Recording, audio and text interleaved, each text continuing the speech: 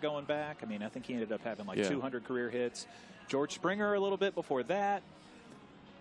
This Keith Kruger guy, I'm ready to be impressed. If you're going to play center for Jim, better be pretty good. They have so many guys that seem to play for, I mean, I'm not talking about being on the team for 4 years.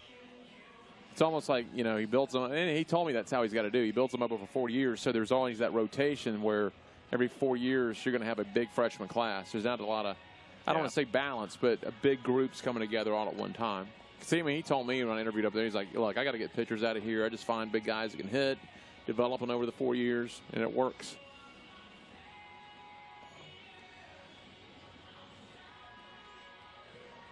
Nice shirt.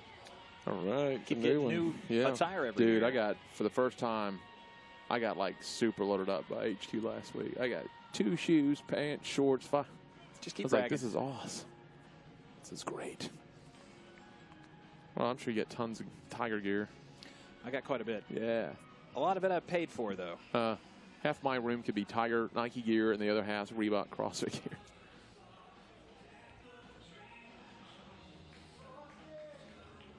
It's nice worth in athletics. Don't buy.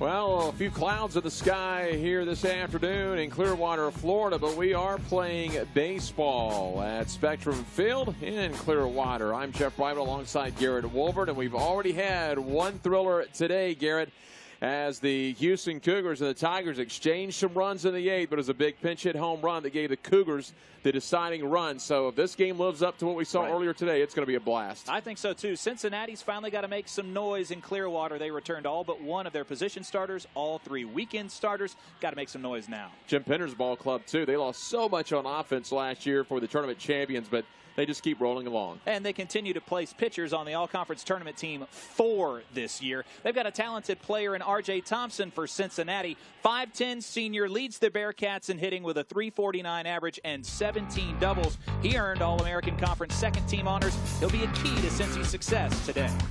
Well, we told you about how much experience UConn lost on offense. They're being led by a junior this season, Willie Yawn. Willie Yawn did not let a broken hand slow him down to start the season. The junior third baseman leads the Huskies in hitting at .316. He is the toughest player statistically in the conference to strike out. Just 5 punch-outs in 88 at-bats. The Bearcats and the Huskies today. It's the first round of the American Conference Championships. They're playing for a day off tomorrow. We'll take a look at the starters when we come back on the American Digital Network.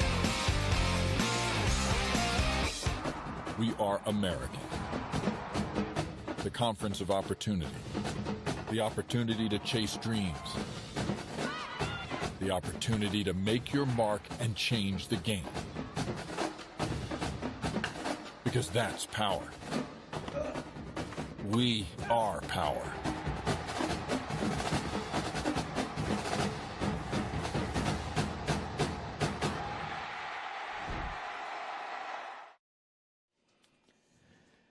Getting set up here for first pitch. It's P.J. Poulin for the UConn Huskies. Carries a 2-0 record and a 3.41 ERA into the opening round. Poulin is a sophomore and a lefty, 6 foot, 179 pounds out of Marion, Mass. And, you know, one of the few guys that Coach Penders recruits that's not 6.5 feet tall, throwing 95 miles an hour, but still a very effective talent. You touched on it, though, just 4 starts on the season, none bigger than this one here, trying to put the Huskies in the winner's bracket against Cincinnati. That's a good point you make. It seems like every time you see a UConn pitcher, they're already big league size.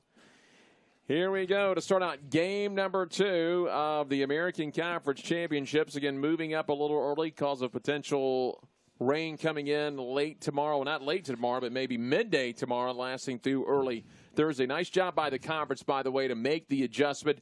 All the teams were in place here in Clearwater. Much better, and the coaches had a big say in this decision, Garrett, to go ahead and start earlier rather than bumping things back up and potentially having semifinal elimination games on Sunday morning. There is a 100% chance of rain in the next 24 hours, but after Thursday morning, mid-morning, it's going to be beautiful all the way through Memorial Day weekend. Great place to catch some baseball. That will be a strike at the knees, and so a 2-1 count here on R.J. Thompson, who we looked at in the pregame. 349, 4 homers, and 27 driven in as Poulin looks in. Just his 5th start of the season. He's had 18 outings. 2-1 as he lifts that one foul down the right field line and out of play. We've got a lot of baseball to play here, Garrett, but it's going to be, you're really going to have to provide something really special if you're going to get a bigger hit than the pinch hit home run by Grayson Padgett earlier this morning. Hug the line, down right field, off the fair pole, and put his team up. Big strikeout there to get things going. So one away as R.J. Thompson goes down looking here to start the ball game. That'll bring up Brian Noe to the first baseman. Puts it right at the knees, over the plate. Got to pull the trigger on that one.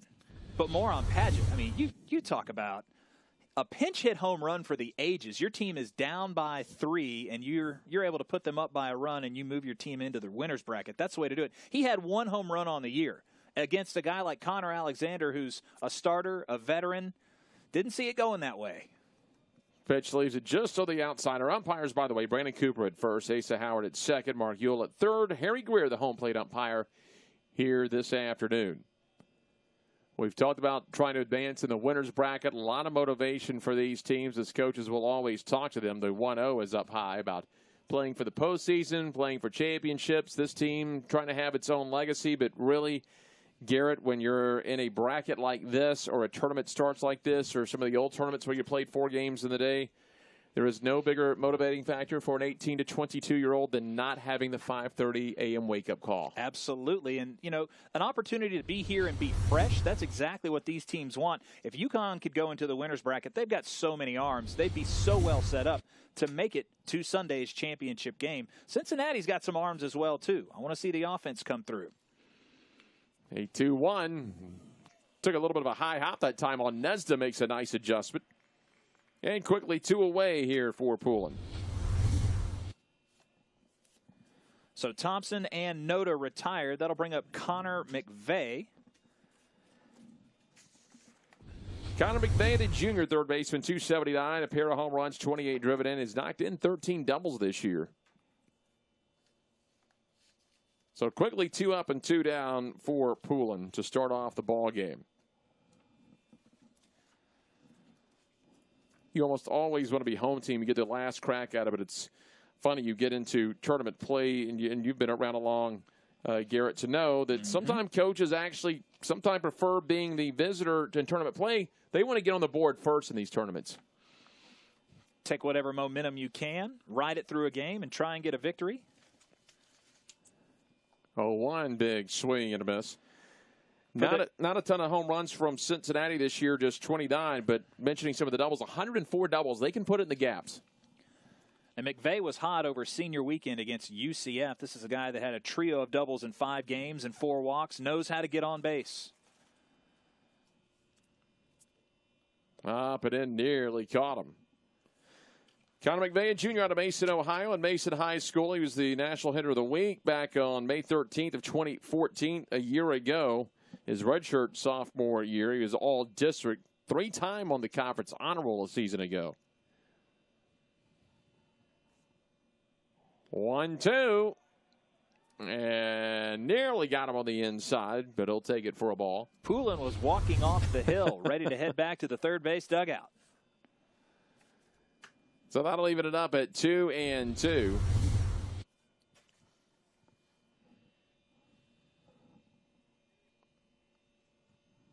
Outfield, infield, straight up 2-2 offering. Leaves it outside. Now all of a sudden 3-2. He was a strike away from getting out of the inning. Now a full count.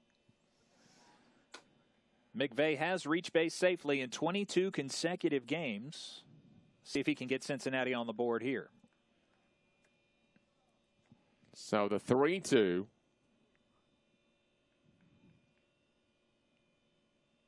Comes inside. Slow roller over to the third. Jan with a pick up the first in time to retire the Bearcats in order. They'll get no runs, no hits, no errors, nobody left on base. So the Bearcats are retired in order here in the first.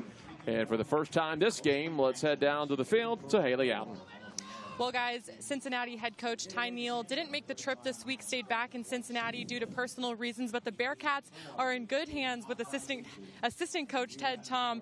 Coach Tom is in his third season at Cincinnati and has quite a bit of experience on his resume. Tom was the head coach at Shawnee State for 6 years prior to this stop, winning 203 games and becoming the all-time winningest coach in program history.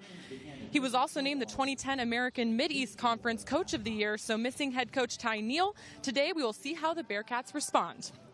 Thank you very much, Haley. And the Bearcats trying to advance, trying to stay out of that 9 a.m. game tomorrow, get on to Thursday, get a day off, and let yourself recover. It's an advantage you've had, Garrett, if you've been that 1-4-5-8 team, to continually get days off, set yourself up for a Saturday-Sunday run. But now these teams, well, you make it a Sunday, you could potentially bring away your tournament starter back on Sunday. Right, and that's been Houston's recipe the last 3 years. They've made the tournament title game. They have yet to lose a tournament opener. Came back and got the win against Memphis, now 4 for 4 in tournament openers since the American began. I'm interested to see David Orndorff today, the 6'5 right-hander who is starting for the Cincinnati Bearcats. He's a junior out of Pasadena, California. Got pretty good numbers going up on the hill as well. Pretty good ERA for Metal Bats as well, 3.19, 5-4 on the season. This will be his 8th start of the year. He's done whatever they have needed him to do at Cincinnati this year. As you mentioned, the 20 outings this year, 7 of those have been starts. He's coming out of the bullpen. He's registered 7 saves. They have had to do what they've had to do this year with some injuries to try and win these ball games. And so he has fit in very well, and a nice job by Orndorff this season. 10 appearances in conference play. He's 4-2 in the American with a 3.31 ERA. This will be his 5th start in a league appearance. Let's take a look at what UConn is going to send up to the plate here against the Bearcats. And again, they're going to be led by Willie Yawn. Yawn, their leader, the junior third baseman, a .316 hitter with 10 doubles. But Isaac Feldstein solid as well in right field. He has 16 doubles on the season. He is the co-leader of Zach Susi with 39 RBI. And we are ready to go. We'll see the first pitch from Orndorff come inside and miss for a 1-0 count. John Toba, the left fielder, 49 appearances a season ago with 42 starts this year. 269, no homers, 9 driven in, 8 walks to 27 strikeouts. It's his 46th game. He's had 41 starts so far this season. So the 2-0 offering leaves it for a strike on the outer half. It'll make it 2-1.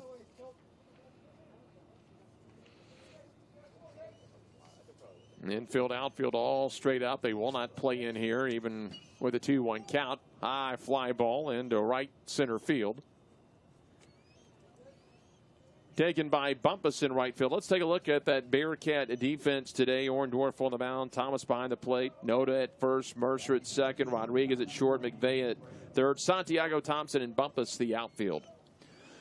Well, this is one of the youngest teams in the NCAA in 2015. They've got a lot of starters back. We mentioned everybody back but one from their starting 9 last season.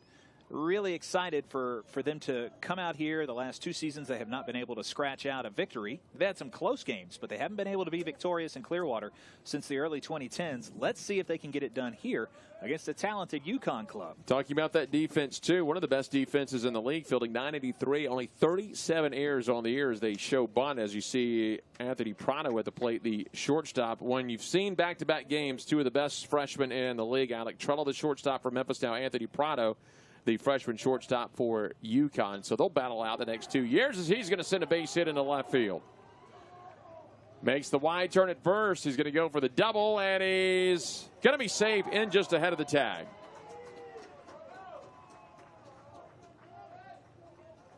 So that will set the table with 1 out for the heart of the order. Good thing that he was able to stretch this because Jim Penders puts the arms up. You see him waving there. He'll put the arms up and put the red light on him. He gets in just underneath this tag and has a 1-out double. So a runner in scoring position quickly for the UConn Huskies, trying to get on the board first. Again, a scoreless game here just underway.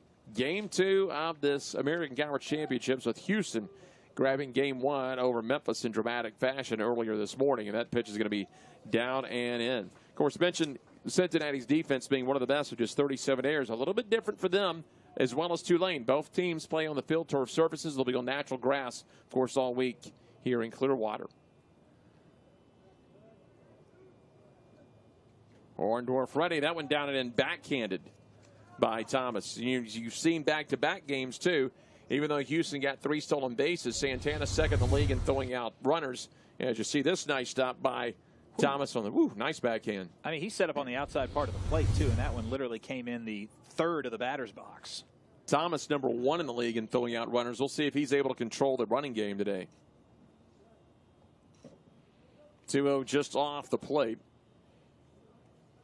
So the 1-out double by Prado with Susi at the plate, the catcher. Prado now third on the team in doubles. Susi just a sophomore, but Garrett, one of the veterans on this ball club. Played a lot of games a season ago, but now all of a sudden he's thrust into that veteran role. He started every game but one this season, and now he'll pop on. So 2-1 with just 1 out, as the Huskies are threatening here in the bottom of the first.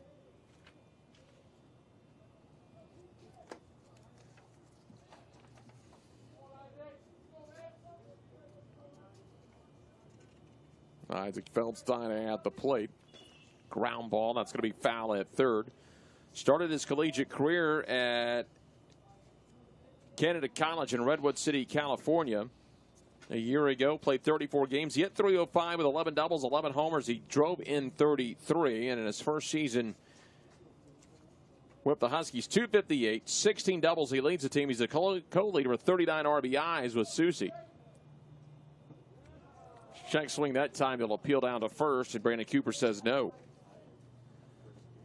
Could be wrong, but I think the college backdrop in California is a little bit different than Storrs, Connecticut. A little more rural up in Storrs, yeah, but still a great place and a great program to be a part of. A little more chilly. Good recruiting job by Jim Penders and his crew. Doesn't hurt too. You're going in there and saying you're playing for the defending champion either.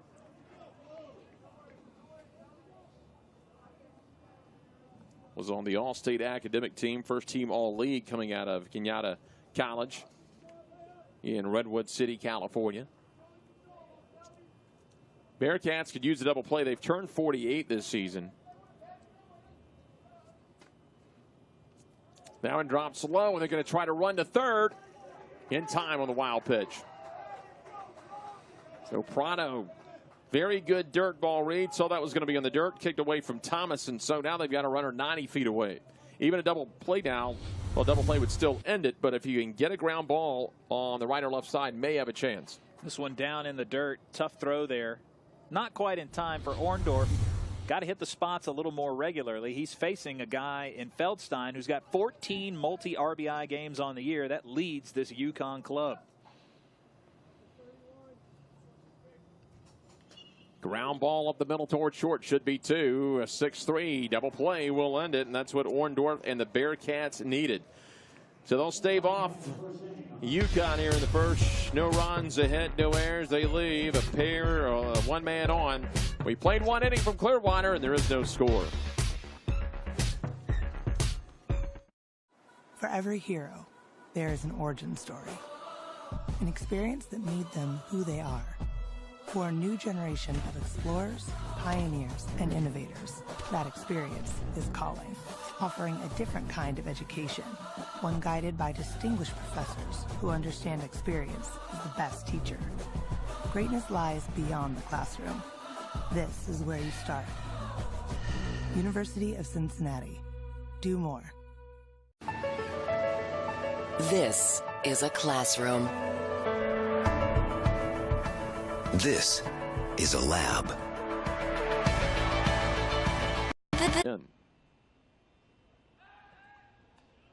Wings it back over. Again, comfortable day. You never like to see really the cloud cover. You like sunny skies, but it is keeping the heat off of the field. I know the players More importantly, the fans out of the stands enjoying a little bit cooler weather here.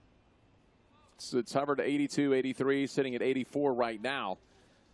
Should be really nice and cool. I was looking at the forecast for Thursday. Here is a line drive out the middle, and the Bearcats are going to take the lead early on. A.J. Bumpus RBI single, and he is going to go to second on the throw to third, and they've got it out from Kruger's throw in center. Regardless of the throw out at third, that RBI single puts Cincinnati in a good spot. They're 13-11 on the year. When they score first, they've got the lead here in the second inning. Cincinnati's seeing the ball well. That's the third hit. They've just kind of driven right back up the middle.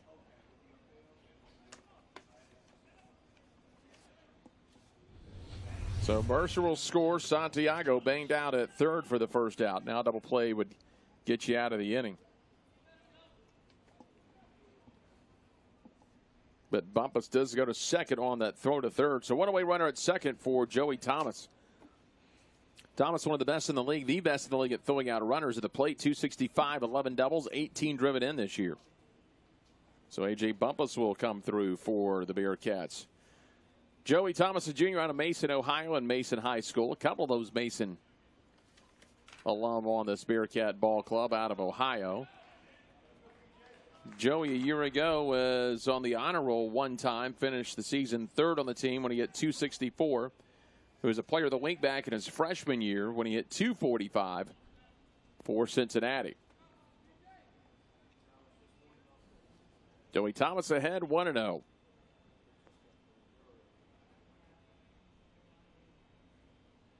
Peaks back to second. They're going to peel off now. That one's going to come down and in, and Thomas starting ahead 2-0. In the regular season, Thomas went 2 of 9 against Connecticut, had an RBI. Got a good opportunity with a man in scoring position, and only one out. Well, they're trying to elevate the pitch count from Poulin early in this ball game. Takes it upstairs. Poulin behind 3-0. Again, the winner of this game doesn't have to play until Thursday at 3 Eastern against the Houston Cougars. Whoever loses this game, another early wake-up call, 9 a.m. game against the Memphis Tigers tomorrow, and that will be an elimination game.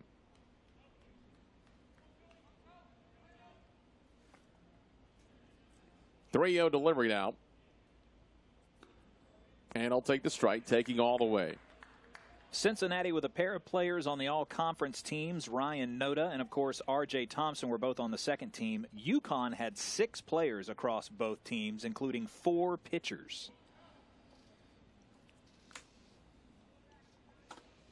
When you just didn't know what UConn would do this year, losing so much on offense, you knew they still had good pitching, frontline pitching. That one's fouled off, and that'll make its way into the bleachers. You just didn't know how they would do. Losing, we talked earlier about the Sundbergs and the Mellies. They had so many great guys that you saw over the years for the UConn Huskies. George Springer now starting every day for the Houston Astros, a big part of their success. I mean, to see George Springer, Mike Olt, and Matt Barnes all on the same team, and you throw Nick Ahmed in there, and just these guys just keep coming. I mean, to recruit to a stadium like J.O. Christian Field, I don't know how Jim does it. 3-2.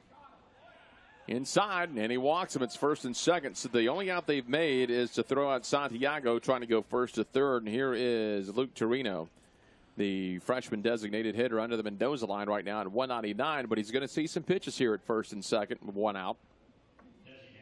The good news for UConn and Jim Penders, and also for the softball and soccer programs, here in the near future, they've had the gift. I thought the Jim Penders up in stores earlier this year. They are getting close to that renovation for all 3 programs. They're actually going to move the soccer facility to where baseball, softball is now. Move softball, baseball across the street. And that street that divides the 2 facilities will become a pedestrian walkway.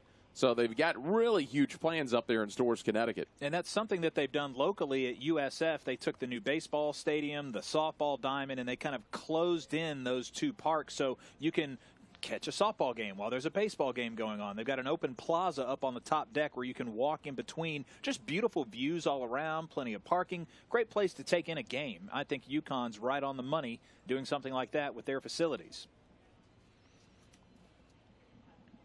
Well, as great as UConn has done, obviously, in men's and women's basketball, the first big program they had there was baseball. They've got 5 trips to Omaha, dating way back up in Connecticut. 1-0 now to Torino. Base hit here can make it a 2-0 Bearcat lead. There's a chopper foul at first, and that one almost kicked back fair onto the right side. That was just past the bag before it kicked fair. That ball took a wicked hop and was just inches from being a fair ball and having bases loaded and possibly a run coming around to score, because I don't know if the right fielder's coming in on that one, which looked like such a foul ball to begin with. If that kicks fair and 1 run scores, then you've got a feeling that it's Cincinnati's day, or early you get a bounce like that. Ted Tom's going to come out and talk to Harry Greer about it. Now he's going to walk down and talk to Brandon Cooper about it just to see what their feeling was. From up here, it looked like it was foul. It kicked into foul territory. It didn't move back fair until it got past the bag. I believe he's going to get the same explanation down at first that he got at home plate. 1-1 count. Again with Bumpus at second and Thomas down at first base.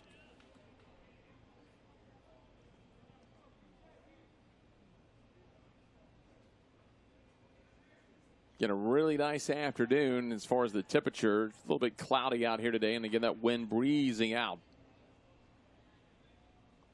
That was an impressive thing with the wind blowing out to left field earlier today. 2 of the big home runs, Grudzalonics and then Padgett's, both going out to right field.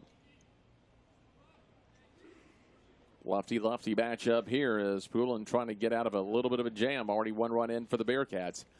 And unleashes a wild pitch. That's going to advance both runners. And all of a sudden, the Bearcats with the base hit here could take a 3-0 advantage.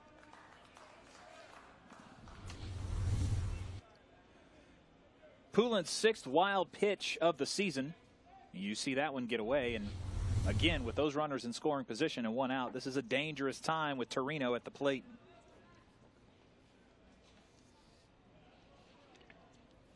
They're not going to play in. It's still very early in the ballgame in the second inning.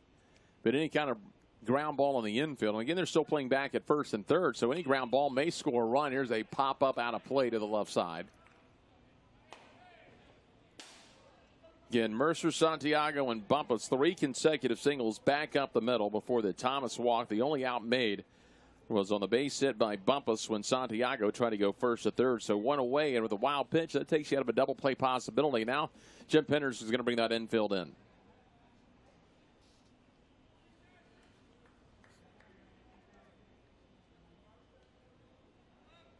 A 2-2 offering. Called strike 3. Pulled the string on that one at 79 miles an hour. Poulin was literally perfect there. 79 miles an hour on the breaking ball and just froze Torino at the plate. That's a part where you got to make contact, and he just wasn't able to do it. Here's Manny Rodriguez, the junior shortstop, 248. Home run and 13 driven in on the year.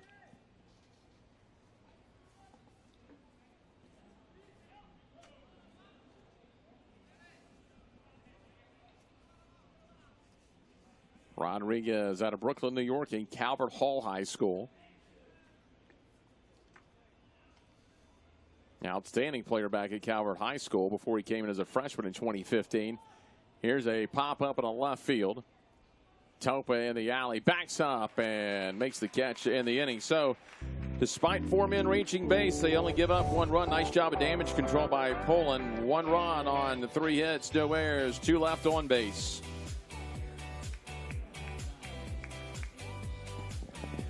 Hey. We are American.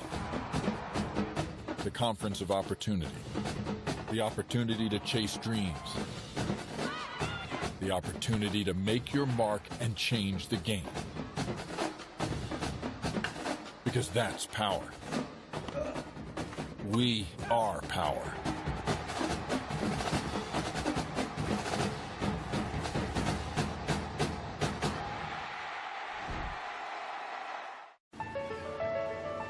This is a classroom. This is a lab. This is a study break. This is family. This is our backyard. This is UConn.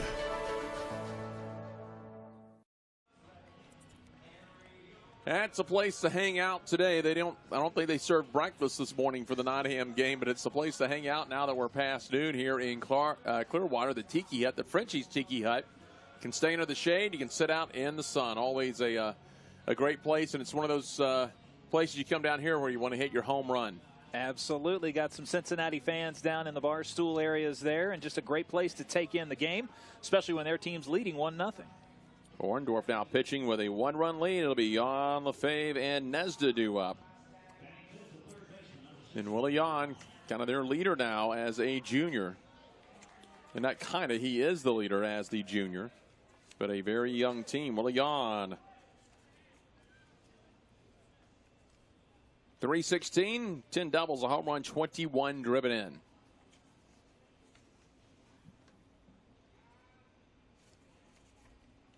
Orndorff gave up a double and a walk. Got the 6-3 double play to get out of the jam. That was the 49th double play they've turned this year, the 19th. Only the 19th that UConn hit into this season. High fly ball in the center. Thompson backpedals the wind, carried on him a little bit, but makes the play. That's not the first time we've seen that this afternoon. Just the wind's played havoc with some balls, whether they're in the air or on the line. And this is going to end up being a long, loud out, nothing more. Designated hitter Alex Lefebvre, the senior, 259. 2 homers and 12 driven in.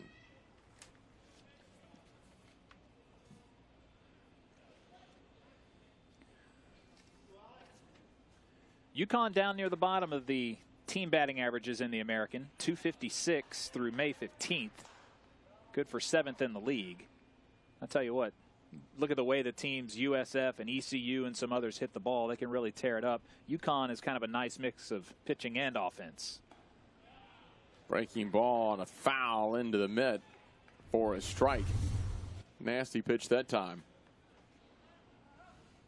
A lot of late movement on it. No, one fouled off to the right side.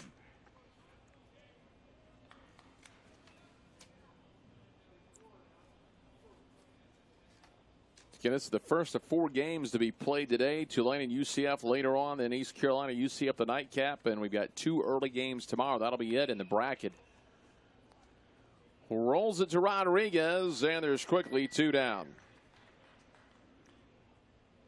Now, Orndorff retired the leadoff man both innings. And that'll bring up Tyler Nesda, the first baseman. Nesda was at first when that foul ball nearly kicked fair on him.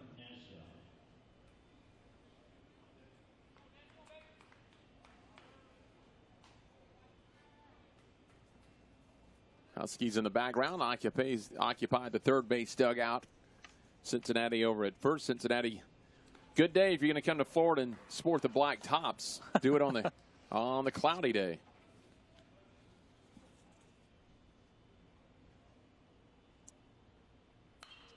Got into that one, but that one is pulled foul as he hooks it into the grandstand. Nesda, one of 4 seniors at the bottom of the order for Jim Penders. So 6, 7, 8, 9, all seniors to round out his lineup here today in the opener of the American Championships. 0-2 check swing. They're going to peel down to first. No swing. And didn't break the wrist. 1 and 2. And even though you're underclassmen, especially you take another look at this. Good call. Prado, a freshman at 281. Susie, a sophomore.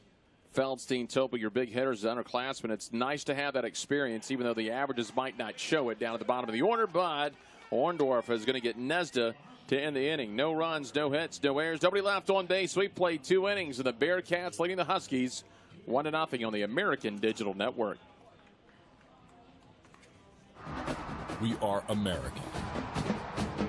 The conference of opportunity. The opportunity to chase dreams. The opportunity to make your mark and change the game. Because that's power. We are power.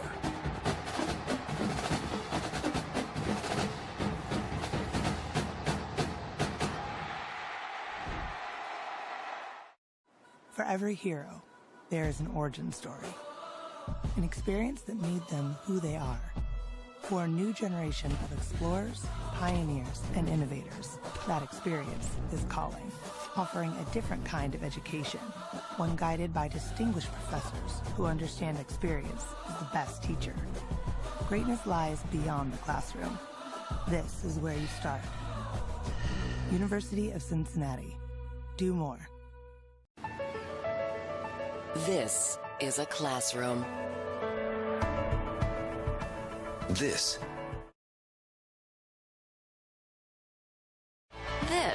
is a study break. This is family. This is our backyard. This is UConn.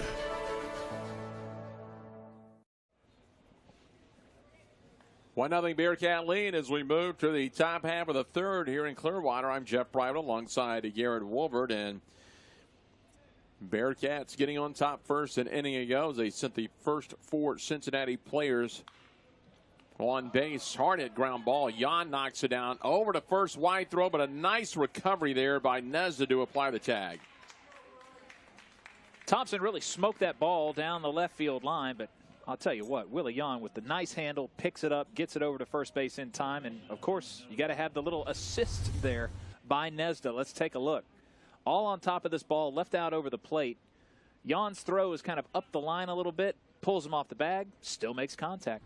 Jim Penders has to be excited. Next year he's going to have Jan as a senior and then Prado, the shortstop, as a sophomore. He's really solid on the left side of that infield. Just continues a long lineage of really good players that Jim Penders has. All you have to do at the UConn program, look back at their history and look at the amount of draft picks that he's put out over the seasons. Well, specifically, they've had 4 first-round picks since 2010. That swing and a miss. There's only 9 other programs in the country that have done that. When you look at those blue bloods like LSU and Stanford and those kind of teams, it's almost as if UConn doesn't belong. But what they have done to develop players is just substantial. A 1-1 from Poulin. Skips down low, and now Noda ahead in the count. Noda grounded to first back in the first inning. Out of Volo, Illinois in Grant High School. Again, Noda came into today at 243, 9 homers, 30 driven in. That ball is high. A year ago, started 56 games for the Bearcats. Hit 250, led the team with a .423 slugging percentage and drove in 34.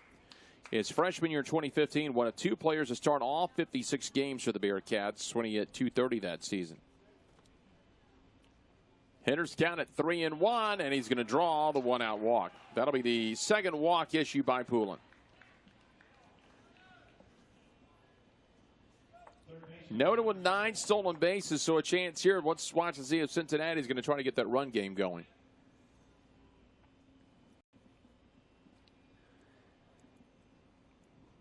They move into the heart of the order. McVeigh, Mercer, and Santiago as McVeigh grounded out to third back in the first. McVeigh hitting just under 280. He does have 13 doubles on the season. Aggressive lead at first base. And right now, Cincinnati just going to be very, very patient. They've been able to raise the count a little bit here on P.J. Poulin early in this ball game. They're going to wait to see if he comes down to him. And right now, that's going to be the 35th pitch of the game for P.J. Poulin. Excuse me, it's now his 40th pitch. 2 1/3, 3 hits, a walk and 2 strikeouts, and he's thrown 40 pitches already in this game. On the inside, that one is ripped foul past third base. Coming into the game, opponents hitting just 250 against Poulin, and he really chokes off all of the extra base hits. He's given up 7 doubles, 1 homer, no triples. Just not going to get a lot of extra bases against this young man. Yeah, Poulin will love a double play to get out of the inning. UConn's turned 35. The Bearcats, they've only hit it at 21 this season. That one just misses inside, so a 2-1 count again. Ryan Noda getting very healthy leads at first base. We'll see if the junior first baseman takes off at any point. Again, 9 stolen bases on the year for Noda. Susi behind the plate, 14 of 72 on the year.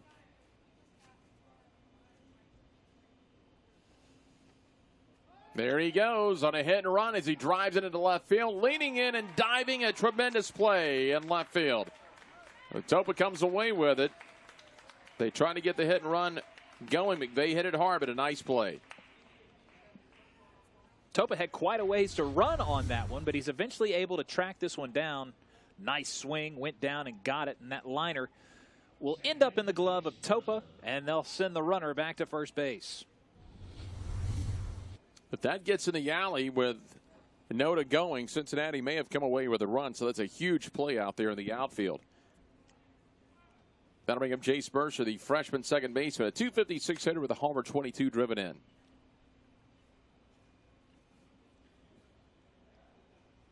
Mercer flashed the bunt. Mercer's a guy, doesn't have big power numbers. He is a speedy guy, and that's kind of how they bounced him around in the lineup. Yes, we don't have the home run hitter in the middle of the order. We want this guy to kind of cause havoc early in the season. You'd see him come in as a pinch runner a couple of times, defensive type replacement, but his speed has really played out well for the Bearcats. 51st game, he's earned 45 starts now, including this one today. That ball almost ended up in shallow right field, a one-hopper to the first baseman. Got to be a little more sharp by Zach Susi if you're going to throw down to first. So Noda, the all-conference first baseman who drew the one-out walk, still standing at first now with 2 down.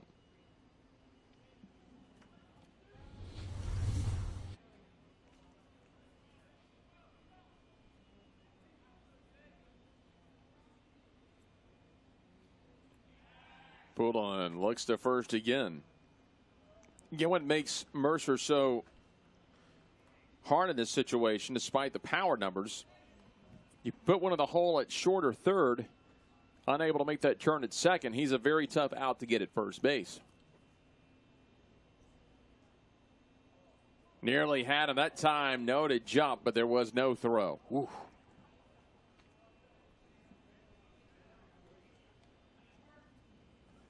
Yeah, they tipped their cap just a little bit.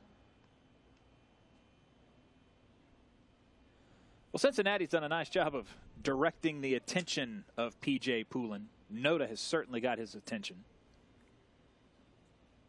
1-1, a base hit in the left field, and Noda's going to make the turn at second, but it'll slow up there. First and second, Mercer with a pair of hits already in this ball game, and the Bearcats threatened with 2 outs. And Eric Santiago singled an inning ago.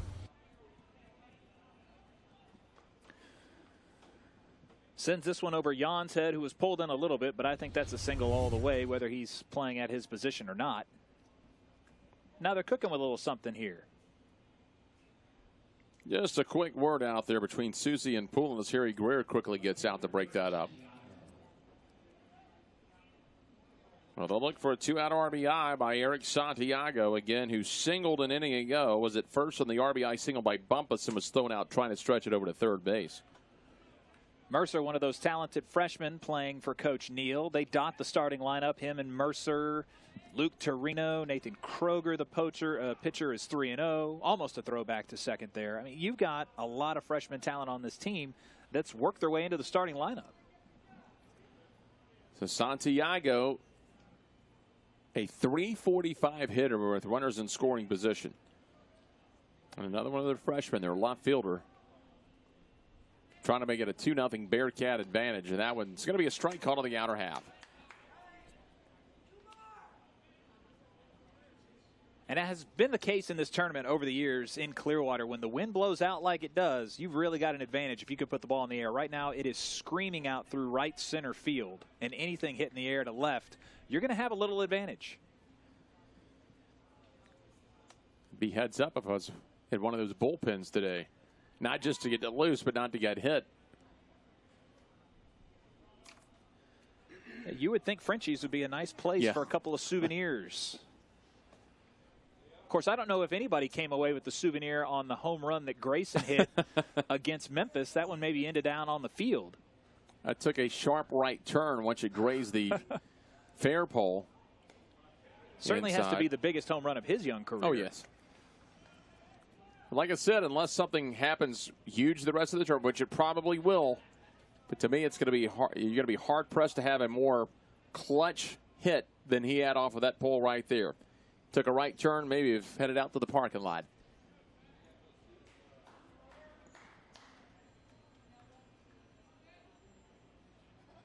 One had a pretty good view of it earlier today, a few booths down, looking right down that right field line. It started only about 2 feet fair, and it stayed just fair.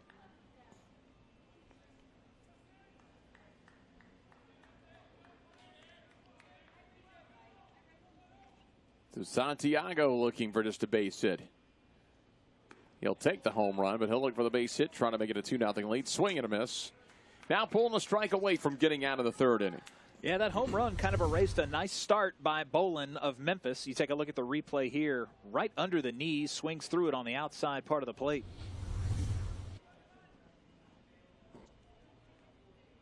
And mentally, it's one thing to lose the first game of a tournament and play an elimination game, but the way they lost, really going to have to get back up tomorrow in that elimination game. A 1-2. Check swing, little pill, and that is the strikeout. That will end the inning. Just wanted to make sure from Brandon Cooper. No runs, 1 hit, no errors. A pair left on. We go to the bottom of the third. Still 1-0 Cincinnati.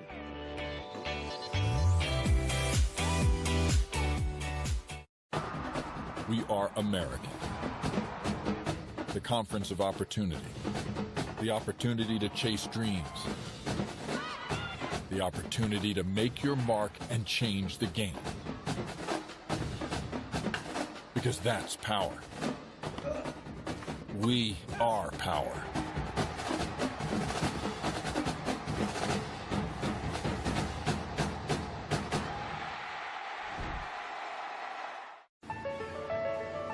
This is a classroom. This is a lab. This is a study break. This is family. This is our backyard. This is UConn.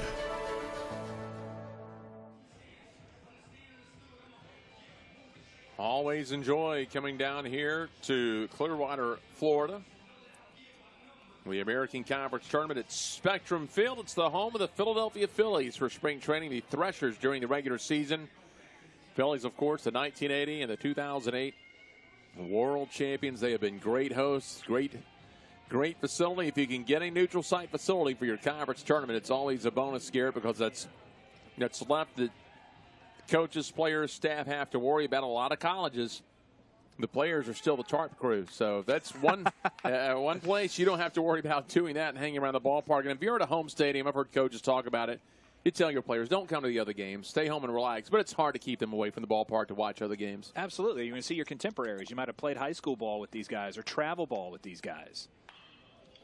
Here's Aaron Hill on the first pitch of the bottom of the third. He's going to put himself on first base with a lead-off single, the second hit of the day for UConn. Very aggressive. First pitch swinging. No better pitch to hit than that one, and he cleans it up into shallow left field. Keith Trigger, the senior center fielder, 216, no homers, 12 driven in. Aaron Hill this year with 4 stolen bases. And then Thomas behind the plate for Cincinnati, 25 of 56 he's thrown out, so he's close to 50%. They'll throw it to first, not in time. So you've got an opportunity to run, but you've got to be very careful here against Thomas behind the plate. Best in the league at throwing runners out. They will bring McVay in on the grass. They show bunt. That's going to be fair. That will advance the runner.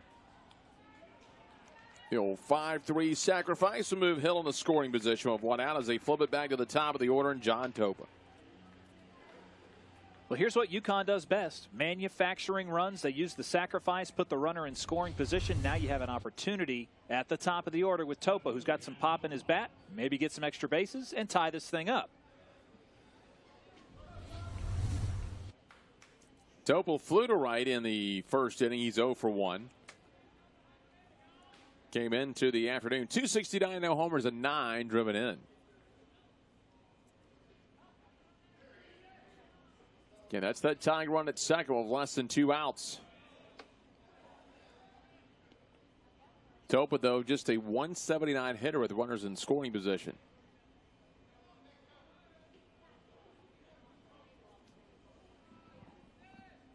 The hit by Hill, just the second of this early game. Nice stop that time.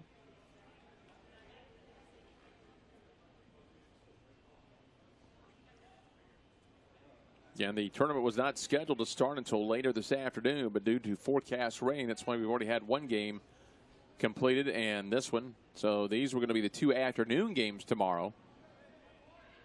But again, the last thing you want to do is back up ball games, especially trying to play a semifinal game on a Sunday morning into a championship, especially if you have to unbalance the brackets and have one team play a semifinal game into the championship. So one team has to play a doubleheader, the other team finished it off Saturday and got the rest. So I think it was a good call by the American Conference, their staff, and the head coaches. A hitter's count for Topa at 3-1.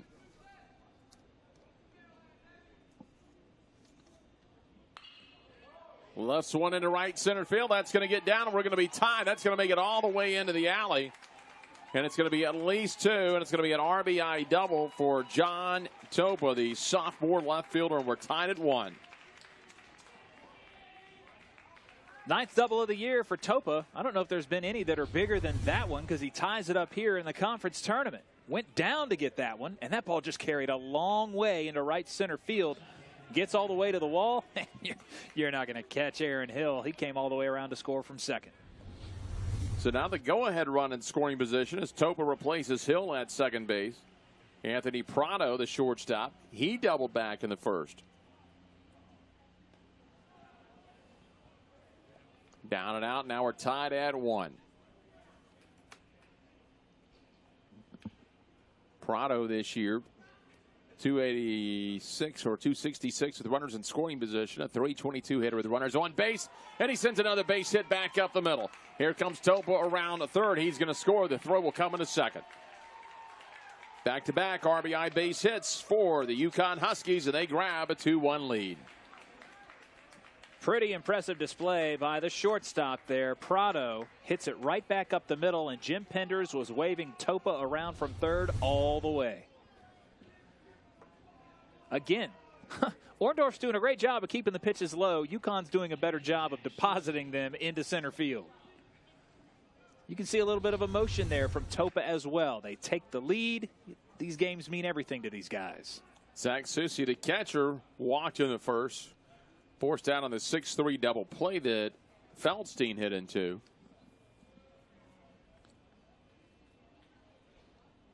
There goes the runner, and a high fly ball to right field. That's going to stay in the yard in front of the track.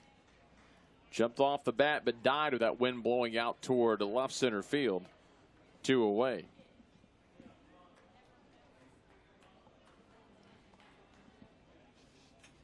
So still Prado at first for Isaac Feldstein, hit into that double play back in the first inning. He is 0 for 1. Came in at 258, 6 homers and 39 driven in.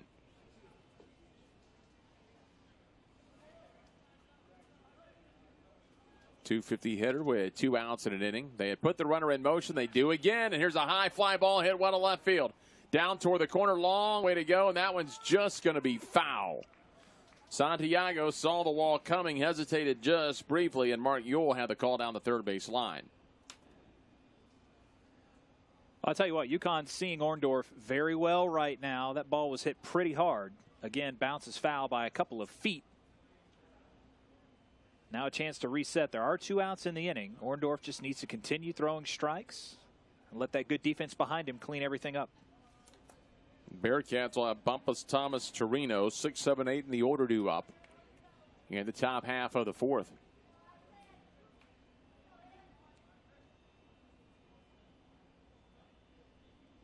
Outfield shaded a little bit toward the left side, and Santiago deep and left.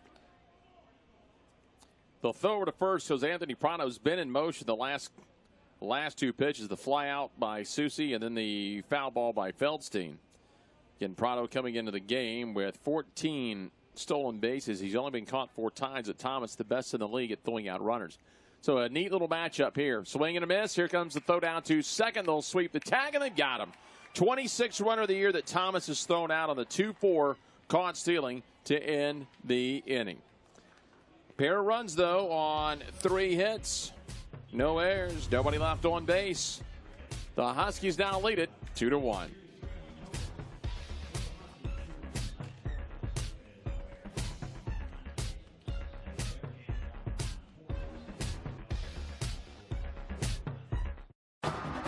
We are American. The conference of opportunity. The opportunity to chase dreams. The opportunity to make your mark and change the game. Because that's power. We are power.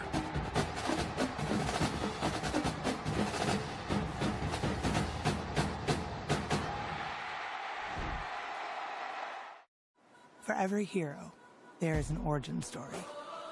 An experience that made them who they are.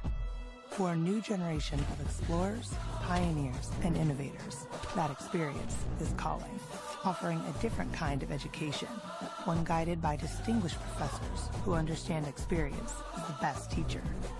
Greatness lies beyond the classroom. This is where you start. University of Cincinnati. Do more. Been a good 3 innings so far. 2-1 Huskies here in Clearwater.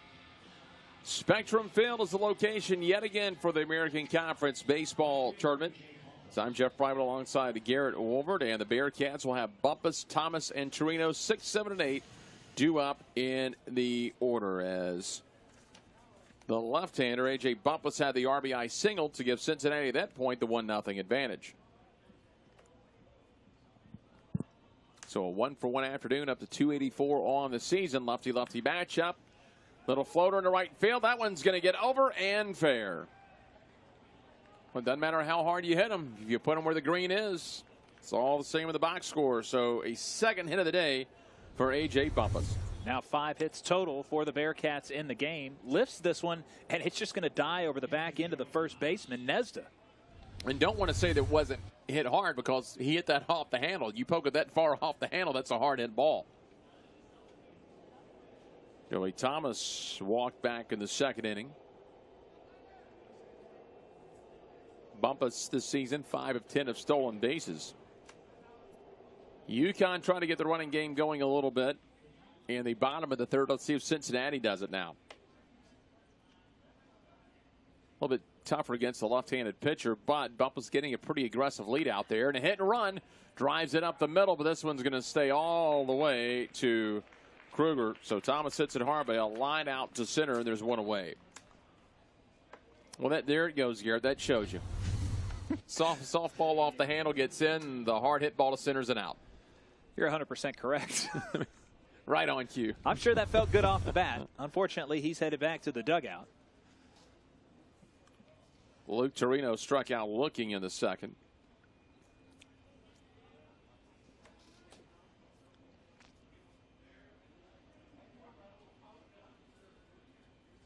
That one's going to be just down and away.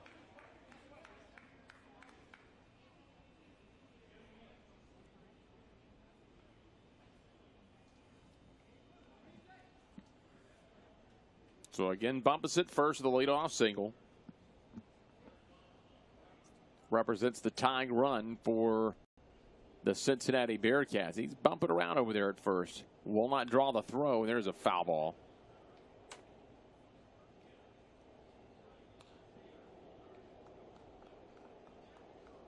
Cincinnati's had some opportunities. They've left 4 men on base so far in the ballgame. Pair of those in scoring position. Actually, 3 in scoring position. Bumpus at third, Thomas at second in the second. Then they left Noda at second an inning ago. Back to first as Bumpus dives back in safely.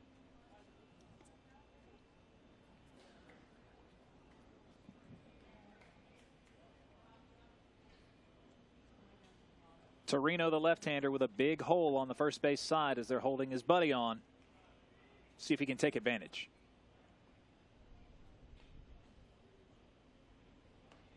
Off speed, strike on the inner half. Dropped it down to 78.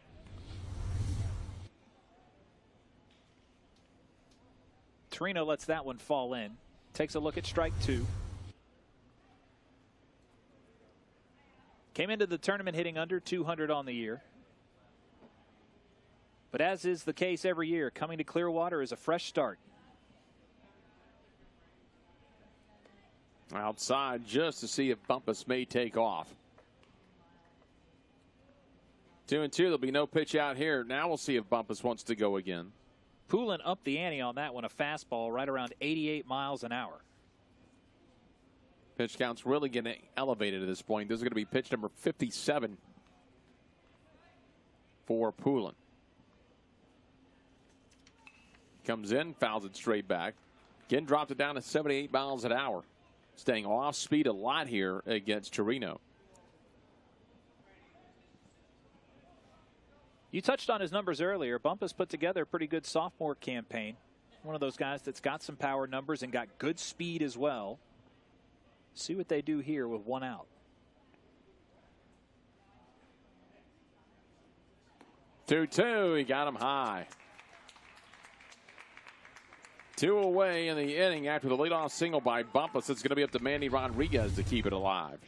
Take a look at the third strikeout of the game for Poulin. Went upstairs a little bit. I think he got just a piece of it with the bat, but that's all. And that's the third punch out of the game.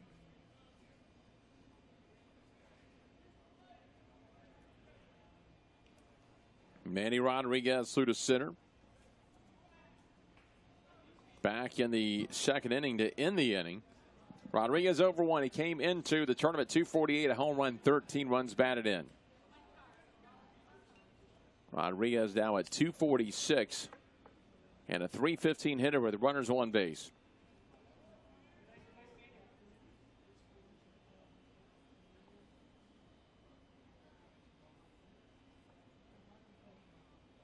There he goes. And again, fouled off to the right side 3 times. Bumpus has tried to take off. And whether it's a line out to center or a pair of foul balls, Bumpus still sits at first. He's been getting some big leads and some really good jumps, but has not been given the opportunity just to take the stolen base. You think that was the hit and run, or you think Rodriguez was just protecting at the plate? Because he got a really good jump off first. I think they were telling him he's in the dugout. You guys have to give Bumpus a chance. So Bumpus has done about 3 or 4 50-foot sprints so far in this ball game, all here in this inning. Ground ball in the hole at short. Long way to go. It's going to get through. Nice effort, but just skips under the glove after the dive. So first and second, and now R.J. Thompson has a chance to tie the game. Well, Manny Rodriguez works himself deep into this count, waits for his pitch, and crushes it in between short and third. Nice diving effort there by Prado. Just can't catch up to it in time. Well, another 2-out hit could tie this thing up, and it's R.J. Thompson. He's over 2. He struck out looking in the first. He would ground to third in the third inning. 349, 4 homers, 27 runs batted in. Even on walks to strikeouts this year, 29 of each. Off to the right side, and it's 0-1. Now over 60 pitches. So they're doing what they want to get. They're getting pulling into some high pitch counts, not going after it too early. And he's really working the pitch count here on their sophomore left-hander. Again, comes into the game, 18 outings, only 4 starts, just 31 2/3 of an inning pitch. So we'll see how far they want to stretch him out here this afternoon. Foul it back again, 0-2. R.J. Thompson, one of 2 all-conference selections this year for Cincinnati. You'll remember year 1 with Ty Neal. He had 3 all-conference selections, Player of the Year and Ian Happ. And then Justin Glass and Matt Williams, a couple of speedy characters that could also make damage on the base pass. But, this year, trying to get it done as the 6th seed against UConn. Doesn't seem like it was that long ago, and it wasn't. The Ian Hatt was of Cincinnati. He made the fast track all the way to the big leagues. Yep. 0-2. Here's the throw down to third. That got him by a mile. So both Susie and Thomas showing off the arms. That's the 15th runner this year that Susie has thrown out. It'll be a 2-5 caught stealing to end the inning. So no runs, 2 hits, no errors, a runner left on base. Still a 2-1 UConn lead. And this UConn team lost a lot of experience on offense. They are a very young team. With more on that, let's go down to Haley. Well, UConn enters this year's championship as the defending titleist from last year. This team that you see on the field here today looks a heck of a lot different than the team you saw out here last year. In fact, at times this season, we've seen 3 freshmen playing in the infield. And you see Anthony Prado, the shortstop, out there today. He had the RBI single to give UConn the lead. The catcher is a sophomore. The outfield has a sophomore. The only true contributor from last year's team is third baseman and junior Willie Yon. And while we don't see him out there today, he should get a start at some point this week. The rookie pitcher of the year, Mason Fiel. He was the 2nd straight UConn player to take home these honors last year. It was Tim Cate. So, speaking of youth, just a sophomore. He was a first-team all-conference selection this year. The future is bright for a team that was victorious right here on this very field at last year's championship in Clearwater. It was a great run for the Huskies a season ago, coming out and then knocking off the Houston Cougars in the championship. Since this tournament has come to Clearwater since 2006, Jim Penders has qualified for 5 tournament title games. They won it all in 2013 and then again last year. Whole lot of success on this diamond. 4 conference tournament championships for Jim Penders. Yeah, it's got to feel good. You know, that's a guy who played for UConn, graduated in '94. You know, he's got it in his blood. His father, his uncle, Jim Penders. I mean, they were guys that played on the World Series teams in the 60s for UConn. It's in the blood. Isaac Feldstein grounded in that double play back of the first. He was at the plate when they threw out Prado. And in you go. So both the bottom of the 3rd and the top of the 4th, you end up with runners being thrown out to end the innings.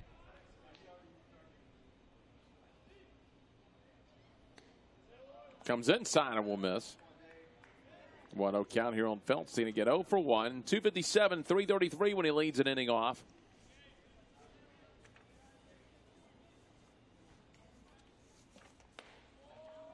Just a bit up that time.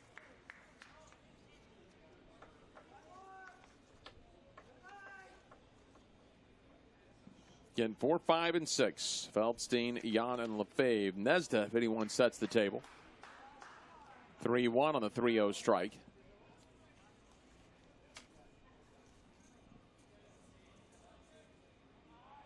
Sun's starting to peek out a little bit here in Clearwater. Big swing and a miss. Took a home run cut.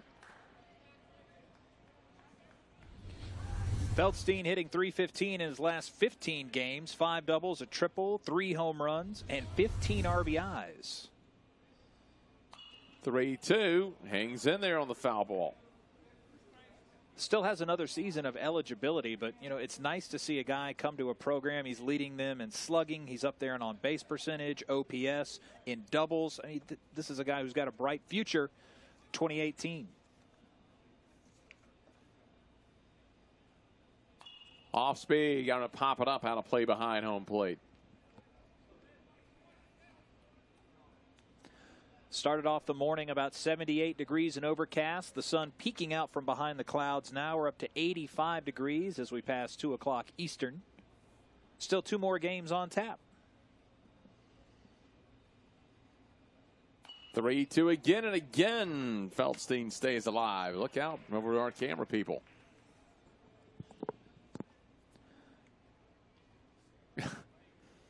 That looked like it may have made it into the well over there by Haley. It looks like everyone's okay, though, from up here. I want the good view. Oh, here comes a foul ball at my face. No one's fouled off again. He's staying alive. That's about the 4th straight foul ball he's had.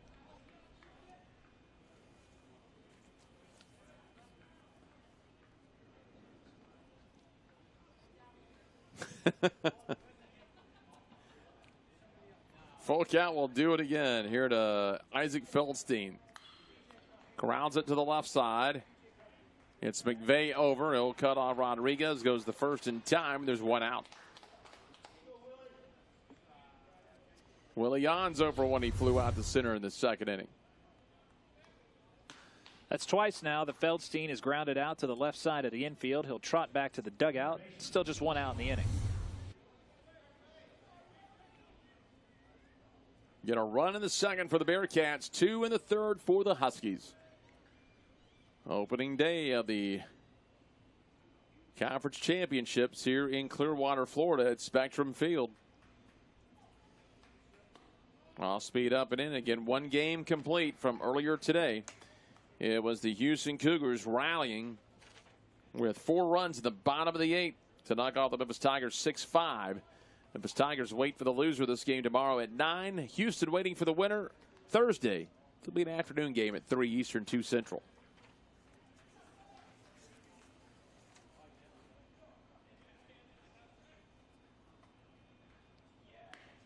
Two-0, a strike call on the inside. First couple of weeks of the season, Jan was not in the lineup, had a broken left hand. He has overcome that to become the team leader in batting average and a host of other categories. 2-1 up and in. Now a hitter's count to Jan. Has 17 multi-hit games on the season.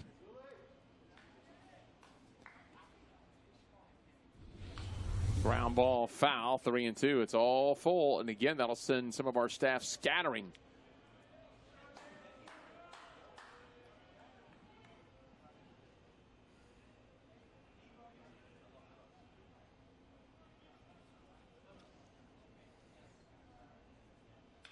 Full count, fouled off to the right side.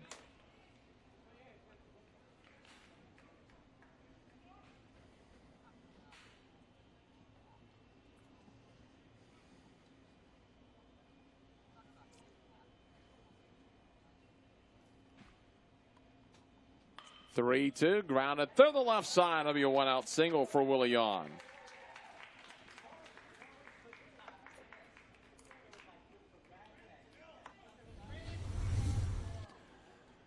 Jan went out and got this one. Orndorff kind of left it out over the fat part of the plate, and now runner on with only 1 out.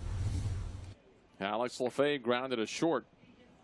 You know, we've seen some hits already in this game, Garrett. 11 hits between the two teams, but only 3 runs. That's credit really to the starting pitchers. So you can get away with giving up some hits if you're not giving up the freebies, and that's what they've eliminated a lot so far. We've seen a wild pitch here or there, but for the most part, not a high number of walks or hit batters so far in the ball game. So they've been able to get away with it. Here's a hard hit ball to center field. That'll send Thompson back. On the run, that's going to get all over his head and off the wall. They're going to wave Jan around, and there'll be no relay. Big RBI double by Alex Lefebvre. All you have to do is look at the flags out in right center and know that that was bound to happen. The wind is screaming out of here through the outfield, and that one got over the head of R.J. Thompson. Boy, he put this ball on a line and drilled it. Almost came in at first, and then Thompson's got to try and track it down. At one hops the wall, stays in, and UConn and Jan will score all the way from first base. A 3-1 Husky lead. As Alex Lefebvre with the RBI double will draw a meeting from Thomas out to the mound to talk to Orndorff. Tyler Nesda's over when he struck out back in the second. Little action in the Cincinnati bullpen. That's J.T. Perez, number 28, a junior lefty who's gotten up to warm.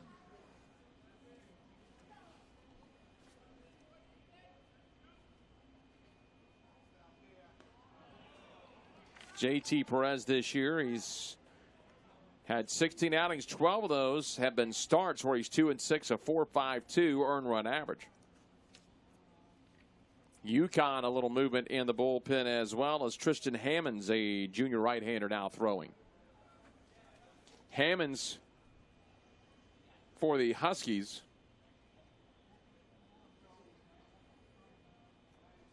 And again, Perez for the Bearcats. 0-1 count.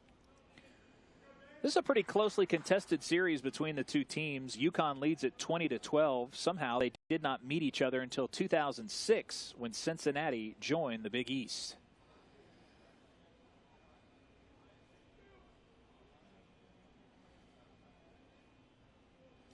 Oh, 0-1.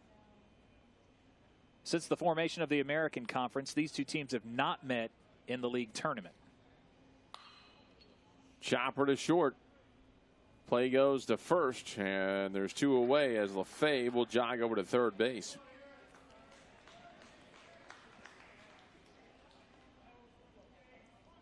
Aaron Hill, the second baseman, 1 for 1. Singleton scored an inning ago. Of course, they play once a year. The Pirates of East Carolina and UConn, the mirror opponents, play 6 times. That's going to go away after next year with the addition of Wichita State. You'll play everyone once. You'll roll right through it. That's an incredible pickup for this conference. I mean, to bring in another school like an ECU, a Tulane, a Houston that values baseball and puts money into their program. Just incredible to bring in a national champion, a team with a Hall of Fame head coach, and to bring in multiple College World Series appearances. All you're going to do is make your conference better. 0-1. Program that's, well, as you mentioned, won a national title under Gene Stevenson. 0-1 offering. Off-speed swing and a miss. Now 0-2, a strike away from getting out of the inning. I had a chance to meet Gene Stevenson in 2015 in Omaha at the College World Series. We were in the media dining room. I just sit and talk to him about baseball for 45 minutes. He had nothing else to do. He was just up there to talk to people, and that's where he wanted to be. Time called. Went into his motion. 0-2 to Aaron Hill. Ken Singleton scored an inning ago.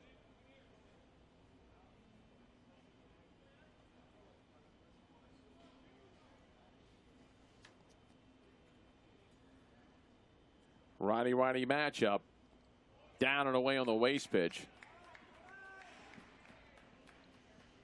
Right now it's a 2-run deficit. Orndorff can do himself a favor, get out of this inning. He's 1 strike away. Strand that runner on third base. Keep this game competitive. If you let Aaron Hill come through here, things could get ugly. Yeah, he's already over 60 pitches already in the bottom of the 4th inning. So your pitch count already getting elevated. Actually, for Poland and Orndorff, that's why you see a reliever for each team in the bullpen already. Down and out. 2-2. Throw back to third. Not in time. Trying to catch LaFave, maybe napping a little bit on the jog back to third base. Well, he stunted down to home. I think he thought the ball got away further from Thomas than it did, and he had to dive back in with some authority.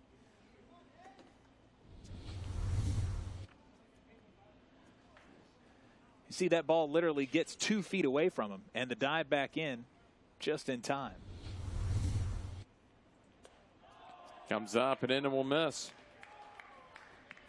88 miles an hour on the inside fastball by Orndorff.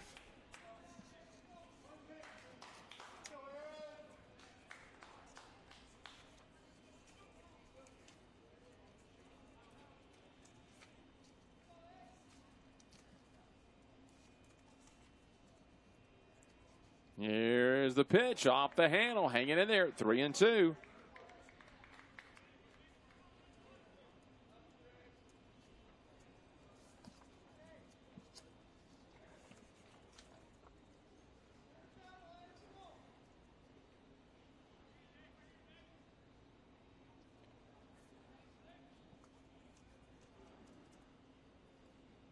Off speed. Inside, just missed. And he walked. So that's going to put runners at first and third now for the Huskies and Keith Kruger, who had a sac bunt an inning ago. If I'm Cincinnati, I might call time and send the pitching coach out here just to maybe settle down David Orndorff, and I think that's what they're going to do. They've called time, and they're bringing the coach out now. Just a very important part of the ball game. Runners on the corners and 2 outs. You'd have liked to have gotten out of the inning there. Instead, with the sun beating down on you, you got to face the bottom of the order. Well, there's no doubt with UConn's strength this year, even though their offense has played well despite being young. His strength for Jim Penders is going to be that bullpen. So a 3 or a 4-run lead for Jim Penders early in the ball game, pretty solid.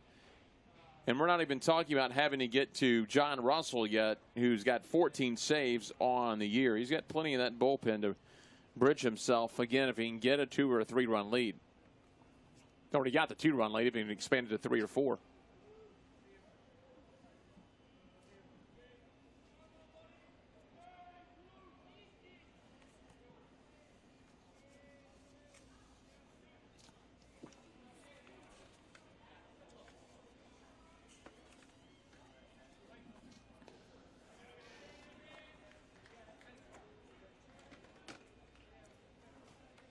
So it started off with a ground out to third. Yawn single. LaFave doubled. Nestor grounded out, and Hill would walk. They could put Hill in motion. He's got 4 stolen bases. Not sure if he'll draw the throw from Thomas if he takes off to second. Down and out and behind the count already at 2-0. So now Kruger can sit on a fastball. Kruger's had 2 very good years for UConn after coming over from Grossmont Junior College. Had a JUCO batting average of .343. He's appeared in 100 games for the Huskies now. 2-0. Swing and a miss. Trying to pull that one.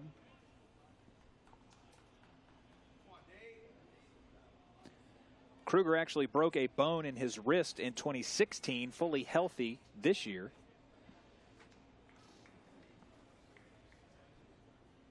Two-one delivery. Foul straight back off to the left.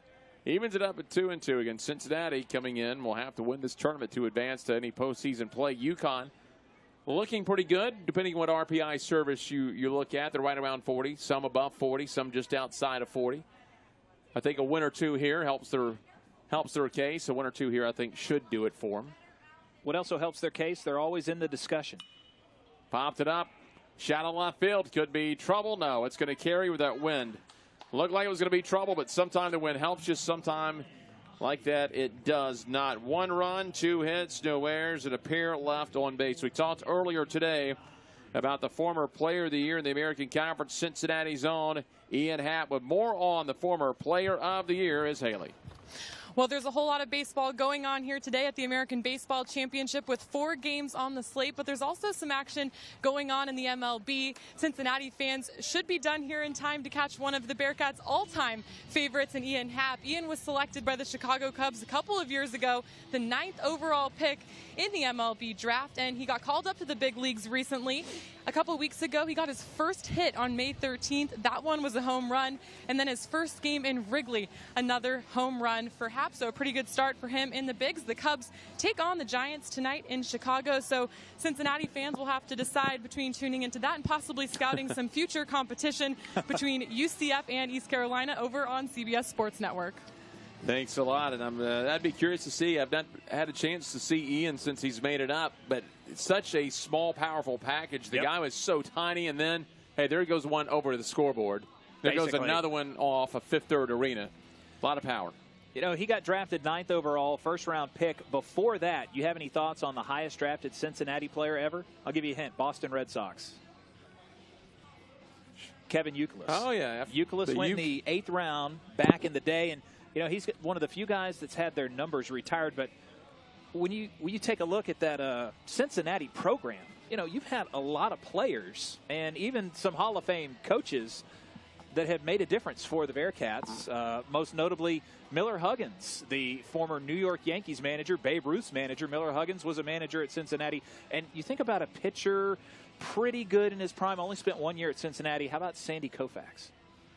That's pretty good stuff. I'm glad you got the Miller Huggins in there. Everyone remembers McCartney and, of course, Casey Stengel. But Miller Huggins is the one who managed the Murderers Row, the great teams of Gehrig and Ruth and all those guys back in the 20s and the early 30s. So Cincinnati's got some great baseball history. I think their best days could be ahead, too. They got a beautiful ballpark at Marge Schott. I've done games there in the past. It's a great place to play. You've got that entire Cincinnati athletic complex right there on campus, all pushed together. It's a great place to be. They've done an outstanding job, not only with the baseball stadium, the football stadium. Now Fifth Third's about to get a massive renovation. And, I mean, that's an incredible basketball program that they got there. I mean, at one point in time in the 50s and 60s, they went to 5 straight Final Fours. They've got national championships, obviously got quality head coaches, and it's just fun to be a part of that program.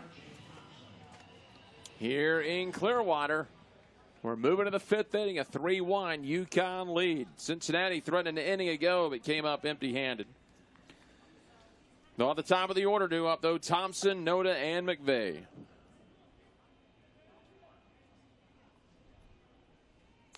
We talked a little bit about Orndorff's count getting elevated.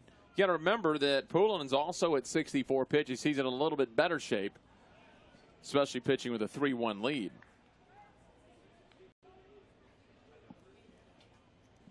We've had action for both teams in the pen early in this ball game. Nepiarski warming for UConn. Strike call on the slider now, a 2-1 count. So the loser of this game is really kind of behind the 8 ball, right? They've got to play Memphis at 9 a.m., 8 Central tomorrow morning. The one, I don't know if it's an advantage to call it an advantage or not, but both teams from the Eastern time zone, so it is 9 o'clock to them. It'll be 8 o'clock to the Memphis Tigers. It was 8 o'clock to the Houston Cougars earlier today as well. And you could tell, even though there were home runs in the first inning, once we settled into that third inning, you could tell, okay, maybe the internal clock's playing a little bit on them. Then once it got to be about 10 Eastern, when those guys would usually, wake up at 8 or 9 on their body clocks, then things started really rolling. As Memphis's radio guide, you have thoughts on who they might start tomorrow? I know you have a couple of arms to choose from. Could go to Colton Hathcock. Could see Alex Hicks. I believe it's going to be one of those two. Saw Connor Alexander, who's been a dual role. A lot of dual role guys from Memphis. So we saw Connor. We saw Crosby. Had the Memphis Tigers won that game, I think you could have seen Crosby come back Thursday. But my guess would be Hicks or Hathcock, who was on the stopper of the year list. And then just kind of shake things up a little bit. He's gone into a starter's role a couple weeks ago. Went 7 solid innings.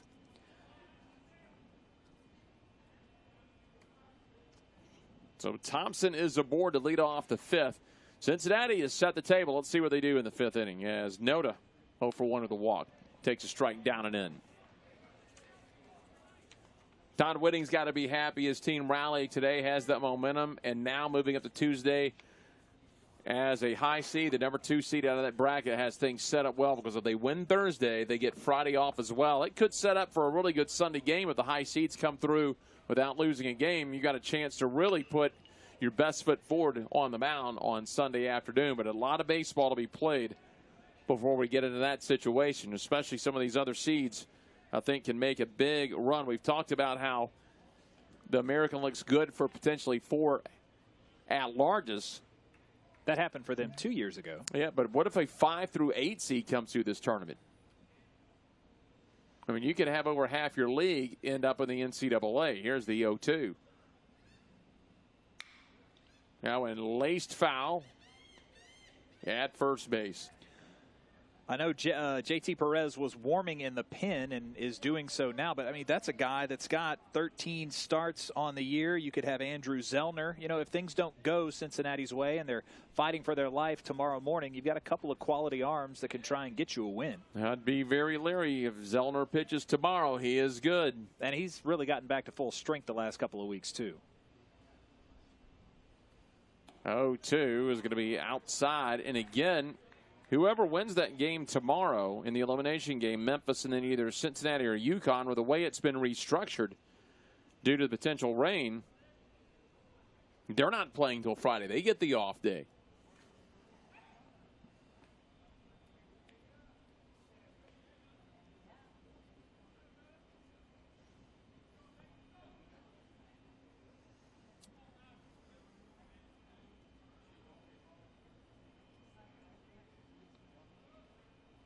Right-hander is set. It's going to be up. It's going to be, I believe, Tristan Hammonds now out there. It is for the Huskies after he walked the first. Thompson. And actually looks like they did a uniform switch. It's Rakowski. Yeah, Rakowski, 45, the sophomore right-hander for the Huskies, and he retires that man. There's one away, so Noda goes down.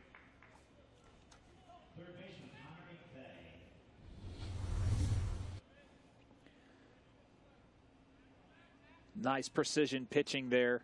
Really reared back, blew it by him. 20 outings all out of the bullpen. 1-1, a 4.57 ERA. 21 2/3 of an inning. 23 hits, 12 runs, 11 earned, 13 walks, 16 strikeouts. 284 average against 6 wild pitches. Only hit 1 batter this season. Slider down and away. Falls behind in the count.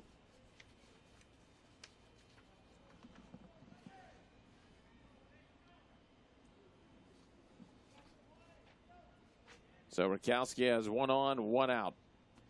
Here at the top half of the 5th. So they got 4 innings out of their starter today.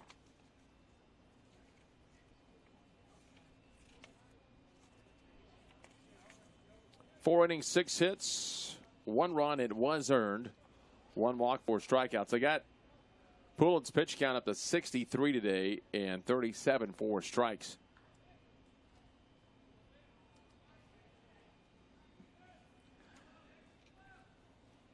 Get a bit of a spot start for Poulin. He's seen some starting action this year, but it has been used in a dual role.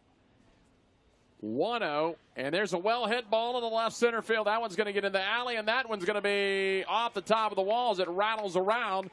They're going to wave Thompson around. Here comes the relay to the plate, and it's not in time, and it gets away, and that's going to allow McVeigh to go to third. So it's going to be an RBI double for McVeigh. Thompson will score, and he will go to third on the throwing error to home plate. Take a look at the replay here. Just crushes this ball into left center field. It's going to go all the way to the top of the wall, stays in, probably about 2 feet shy of that yellow line that determines home run or something that stays in the ballpark. Scoring from first, and they've cut this down to a 1-run lead. Huge piece of hitting for the Bearcats, and they've got a runner on third. Well, the error, that's going to allow McVeigh to come in if Mercer can just get a fly ball. Looks like going to draw the infield a little bit. Now Prado and Hill go back. But now you're not asking Mercer to do anything too big. Fly ball, get a ground ball up the middle and get this thing tied up. You know, whether he pulls something into right field or maybe lifts it into left, that should be enough to score the run from third the way the wind's blowing. And he does it. That'll be in the left center field. Should be deep enough because the momentum going backwards for Kruger, and they'll tie the game up on the sacrifice to center field. So a 2-run fifth for the Cincinnati Bearcats. Nobody onto a way down, but they've done what they needed to do. Put 2 on the board and tied it up at 3. Amazing how quickly the face of a game can change. A walk to Thompson, RBI double by McVeigh. Now the sac fly for Mercer, and we are all knotted up at 3. Eric Santiago is 1 for 2. Singled in the second. He ended up being thrown out at third later in the inning on a base hit by Bumpus. Then he struck out in the third. Strike call of the outer half, 0-1.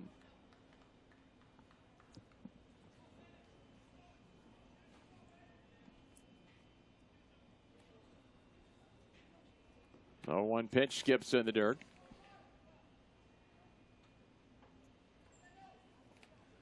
So a 3-3 game midway through this contest, as the Huskies go to the bullpen and Cincinnati takes advantage of it.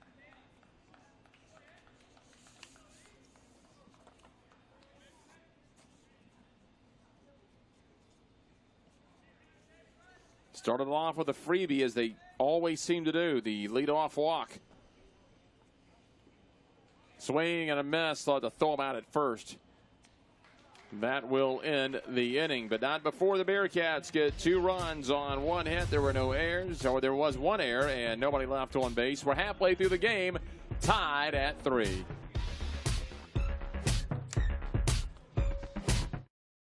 For every hero, there is an origin story. An experience that made them who they are. For a new generation of explorers, pioneers, and innovators, that experience is calling.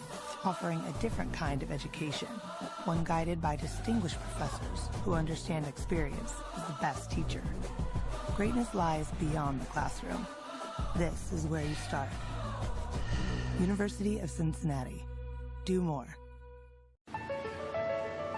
This is a classroom. This is a lab. This is a study break. This is family. This is our backyard. This is UConn. Cincinnati headed to the bullpen as well here in the 5th after the Bearcats put 2 on the board in the top half of the inning to tie the ball game up. Orndorff is done, and here comes J.T. Perez. J.T. Perez, hard-throwing left-hander, comes into the game. He's appeared in 5 American games this year as a starter and has gone 4 1/3 or longer in every one of those starts. As a reliever, he got in against UCF twice and then on the road at Houston to finish out the regular season. He's got some pretty good stuff. We're interested to see now that the game's face has changed. We're tied up at 3 apiece. What will he do to try and limit the UConn Huskies? Comes the Tulane Green Wave as they get set up for their ball game. They've been out on the auxiliary fields over here at the spring training complex. They'll face the 4-seed USF. Before tonight, it'll be ECU and UCF, but there's going to be a lot of green in the stands here for the next game. If you have not seen Hunter Williams in person, he is worth the price of admission. Just a big body, a guy that can yoke a ball, drive it out of the ballpark, drive it into the gaps. I mean, there is a reason that he was one of the contenders for Player of the Year. Orndorff today, 4 innings, 6 hits, 3 runs. They were all earned, 2 walks, and he struck out 1. He ended up at 70 pitches and 41 for strikes. JT Perez will take over. And he, just like Rakowski, will face the top of the order. Topa, Prado, and Susie. Topa 1 for 2, had the RBI double in the 3rd.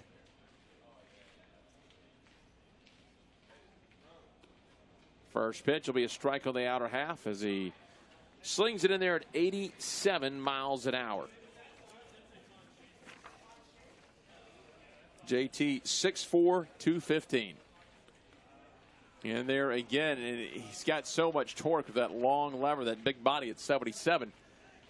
The prior pitch was 87. Didn't look like it just by the effort. Usually you see these smaller guys have to rear back and chunk it. But his long frame at 90 miles an hour just makes it look effortless. I mean, he's got the body of a small forward, kind of like an oversized point guard. I mean, he's big for baseball. On the inner half, swing and a miss, struck him out. So 1 away here in the bottom of the 5th inning. That'll bring up Anthony Prado's having a good game, 2 for 2 with an RBI. Topa today strikes out there. He had that RBI double back in the 3rd, just 1 for 3.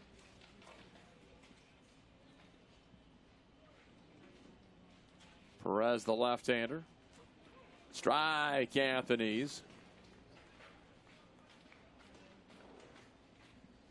As a broadcaster, I'm sure you're like me. Here's a bunt, first base side, and it's unoccupied. And a big mental mistake. Perez flipped the first, and nobody was there. And that is going to put Prado at second base. Noda came in. Mercer was trying to get over there, and Perez's head was down. He came up to flip, and nobody home. He's lucky Mercer was on his horse and went and tracked this down. Let's see what happened. I think you're right. I think the head was down. He made the assumption and almost hits the base runner. He'll take off for second, and Mercer's got to go track that down, or he might end up on third. So that could be a very big play in this ball game, especially if Prado comes around to score, because you're about to get into 3, 4, and 5 in the order.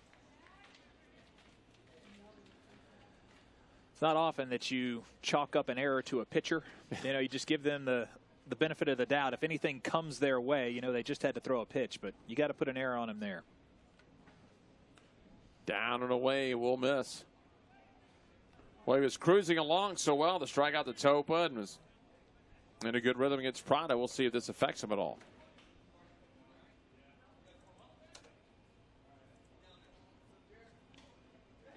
Down and away again. Now he's staying away at 2-0, and he's got the lefty-lefty matchup.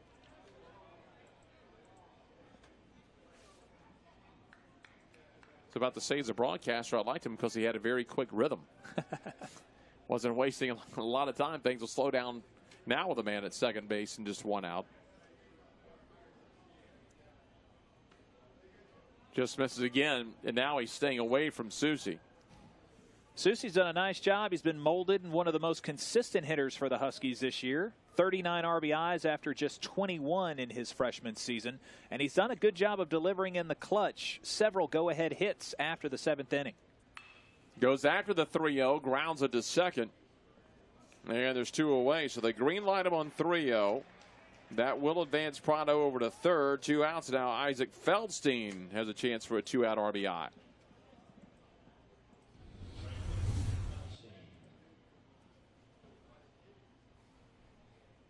So a strikeout, an error, and a ground out results in Prado at third with 2 away.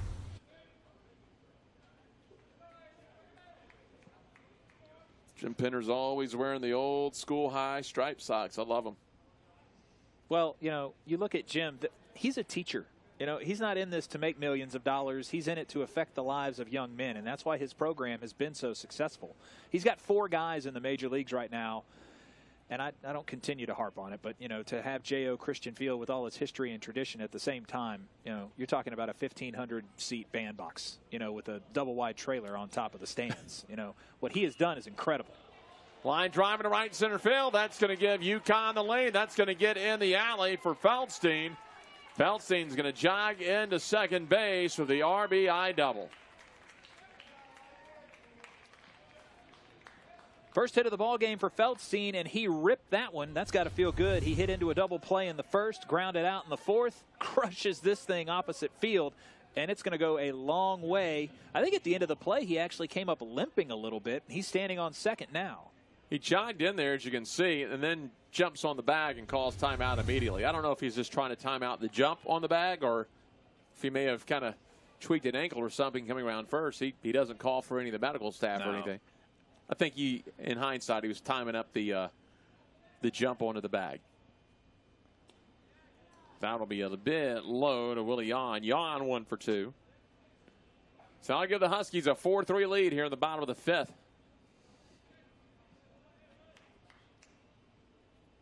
Willie Yon, 316, homer, 21 driven in. Again, 40th RBI of the year for Feldstein. If you're JT Perez out there on the hill, you know, you've got to continue to throw strikes. Quit thinking about that throwing error at first and the runner who just came around to score on that mistake. You've got to go focus on Willie Yon, an all-conference player. Well, both teams go to the bullpen, and both offenses immediately hit the relievers. 2 runs for the Bearcats at the top of the inning and a run here at the bottom of the inning for the Huskies.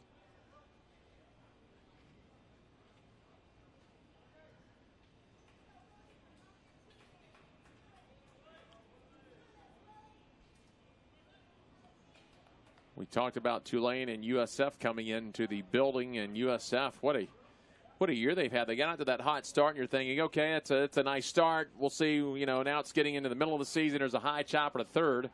Picked up by McVeigh over to first, and that will end the inning. Not before they get 1 run on 1 hit. There was an error. 1 left on base. We move to the 6th inning. Huskies up 4-3 on the American Digital Network.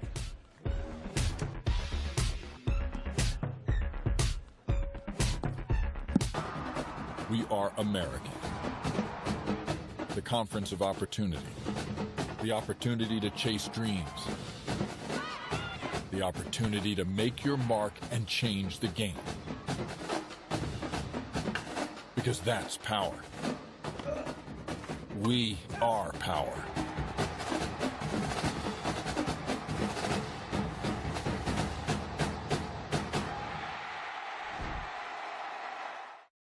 For every hero, there is an origin story.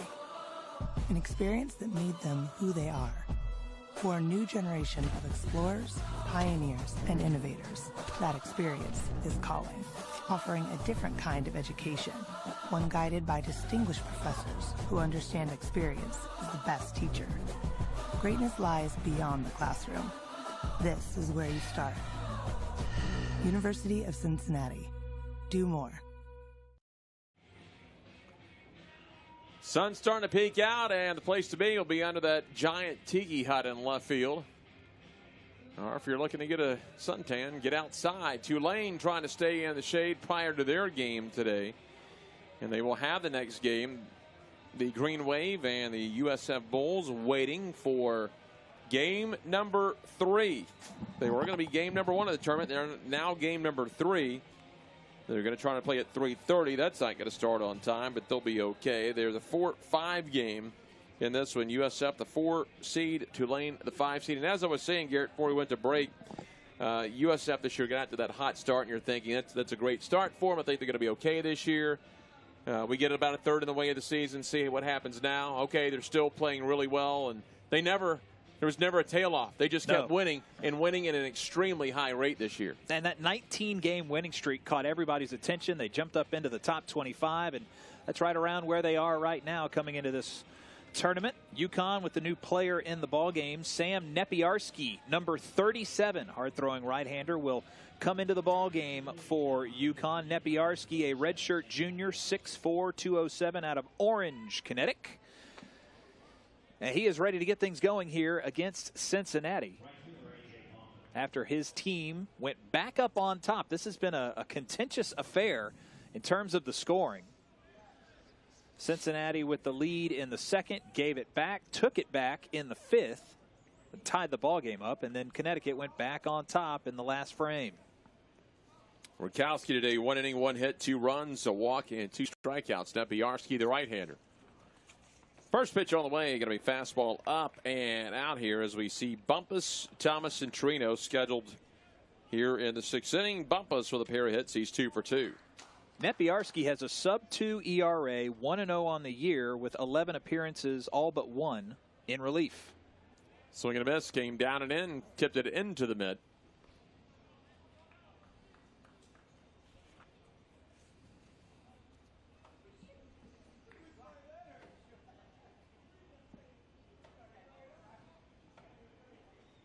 One delivery, swing and a miss. Drop that down to 80 miles an hour. So changing speeds early on A.J. Bumpus. Just caught him low that time. Well, the potential of the day off now for this bracket. You saw it in the Memphis-Houston game. You're already seeing it in the UConn-Cincinnati game. Called strike 3 on the inside. There's one away. You're seeing all the coaches do what they have to do to try to win. A little bit more aggressive on their moves today than maybe they would be if they knew both teams would play tomorrow. Knowing that day off, you can throw a guy for some relief, and he's going to come back in the very next game if you're able to get the win. And that's made for better ball games as well. Great way to start this tournament with games that you literally can't turn the channel on. Joey Thomas is 0 for 1. Walked in the second inning, lined out to center on a well-hit ball in the fourth.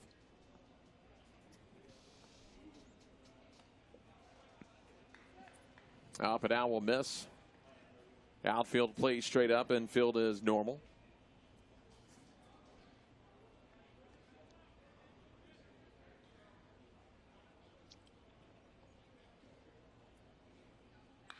Gets it to pop it up into center field. Wynn's going to carry it back, but not enough. As Kruger will make the catch.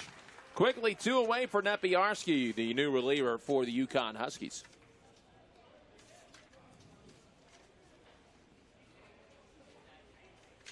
That'll bring up Luke Torino. He struck out twice looking in the second, went down swinging in the fourth.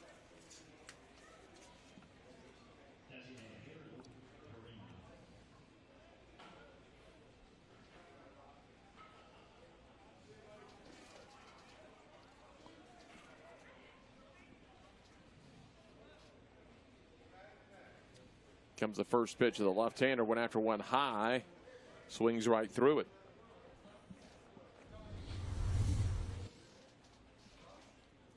Well, that one well above the letters, went after it anyway. Now behind in the count. Believe he was pot committed. Just going to swing at the first offering and couldn't catch up with it.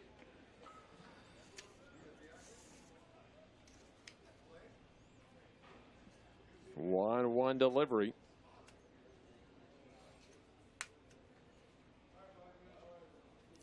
From Nepiarski. Just missed on that pitch. Not by much, 2-1. UConn has number 15, Ryan Radu, up in the bullpen. Radu's a great story. This young man has had to battle cancer in his late teens, early 20s, and is back playing for Coach Jim Penders. 2-1 high and out, 3-1. Hitters count, nobody on and 2 down.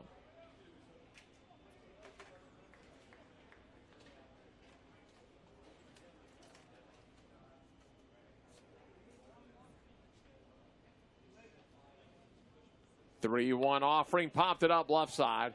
A lot of wind to contend with. They're going to give way to Tope. He'll make the play to end the inning. A 1-2-3 inning for Nepiarski.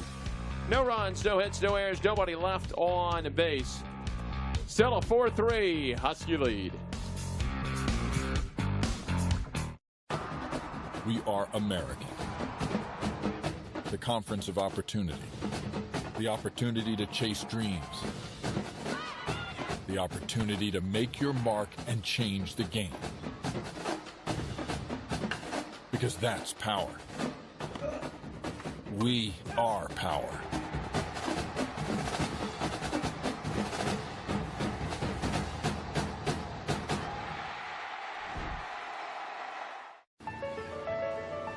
This is a classroom.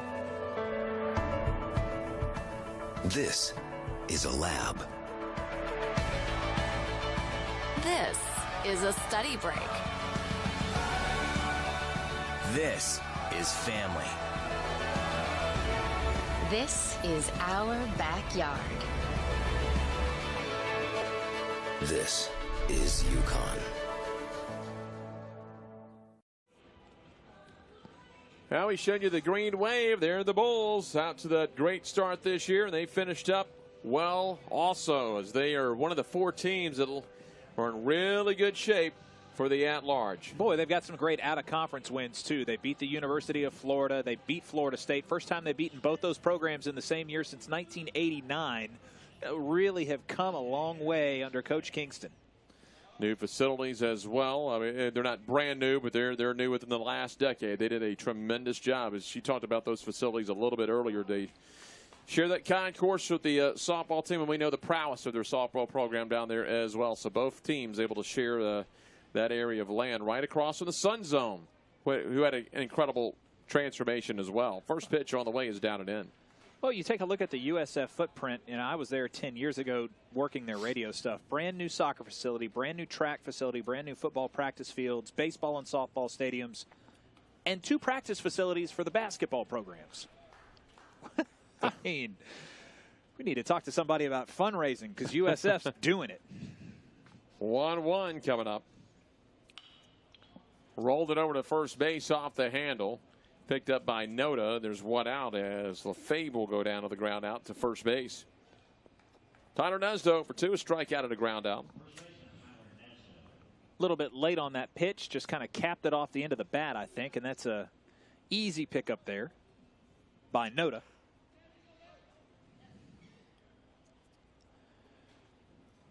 In a 4-3 Husky lead here in the bottom half of the 6th.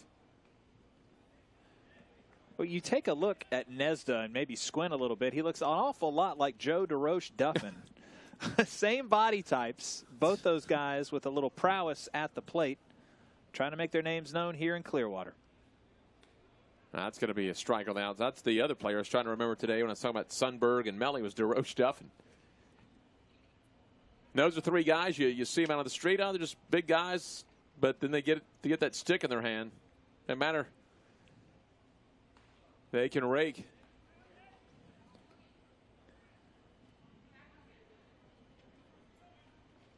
Two and one here to Nesden. Again, Aaron Hill on deck. Chopper to third.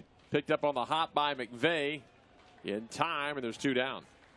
That's a really pretty play at the hot corner there by McVeigh. You just have to put yourself in position, hope the ball bounces into your glove, and it certainly did. Picks this one up on the run, got it out of his glove quickly.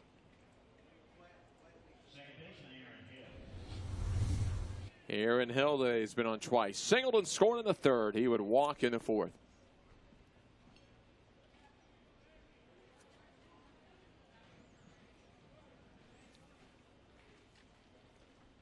Wide up by the left-hander. Comes in on Hill for a strike. Again, we start the tournament tomorrow. We get at 9 Eastern. Memphis versus whoever loses in this game. Then game 6 of the tournament scheduled for noon against the losers of Tulane USF and East Carolina UCF.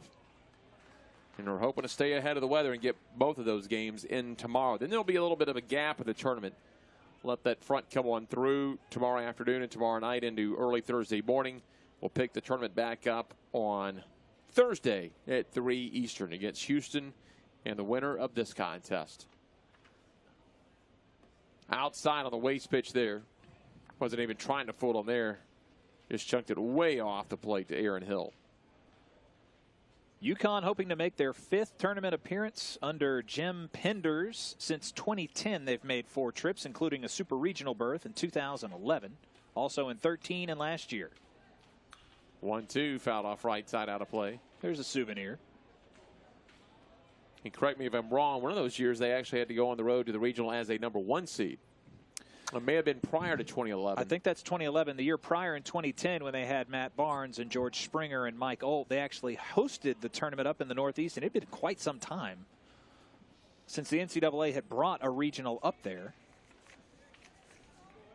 2-2 to Aaron Hill. That was up in Norwich, Connecticut.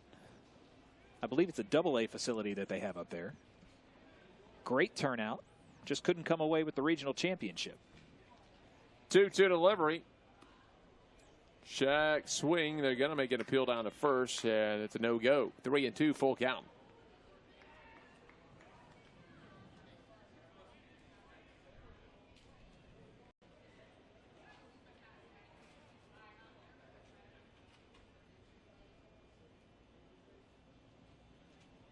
Perez on the way. Swinging a miss. Struck him out through the change at 81. Wow. No runs, no hits, no errors, nobody left on base. Played 6 full innings, still a 4-3 Husky lead.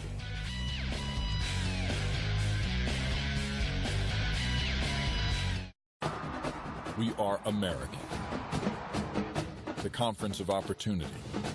The opportunity to chase dreams. The opportunity to make your mark and change the game. Because that's power. We are power.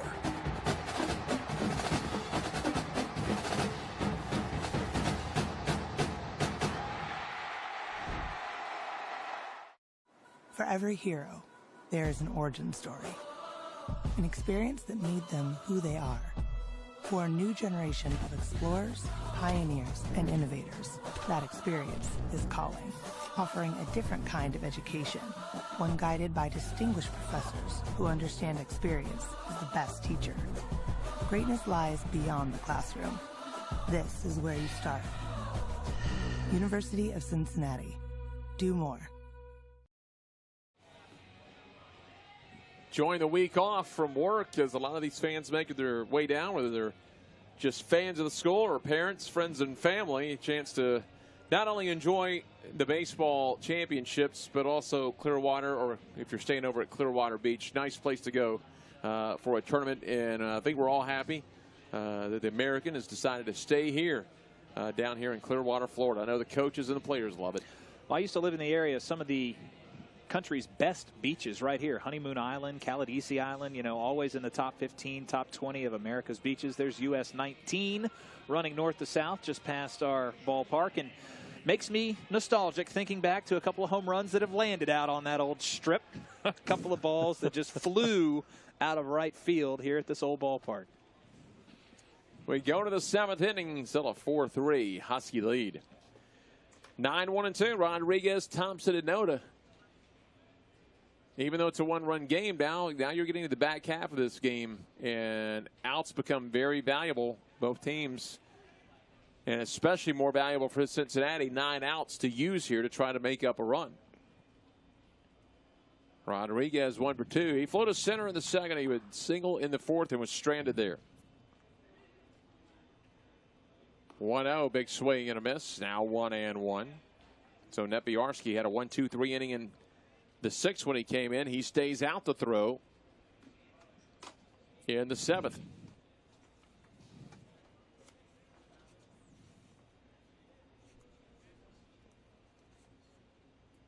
Wind up, fouled it off.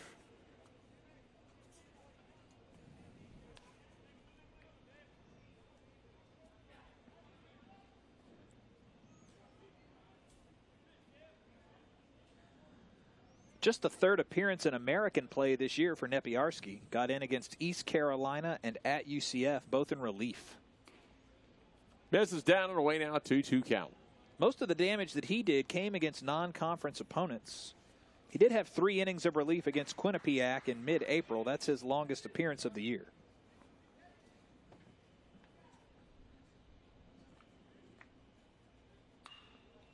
Popped him up to the right side.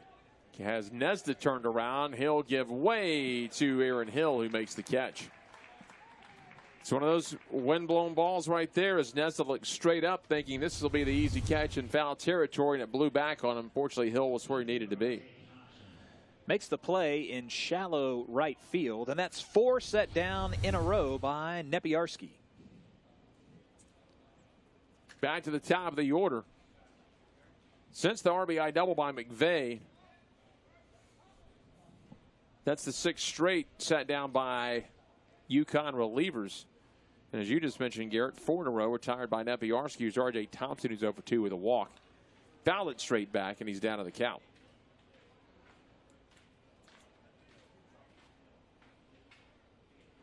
Getting a little late in the ball game here. Cincinnati really needs to try and manufacture some runs, and that can start with the top of the order in the all-conference selection, R.J. Thompson. Just needs to stare in at Nepiarski, find his pitch. 0-1, popped him up.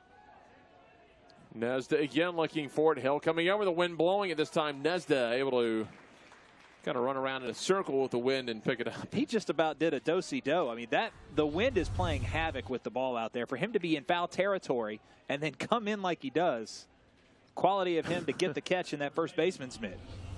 What wasn't too far away from where he started. But a couple of pop-ups over on the right side of the infield. There's 2 up and 2 down, and here is Ryan Noda. 0 for 2 with a walk back in the 3rd inning. Pitch will miss on the outer half.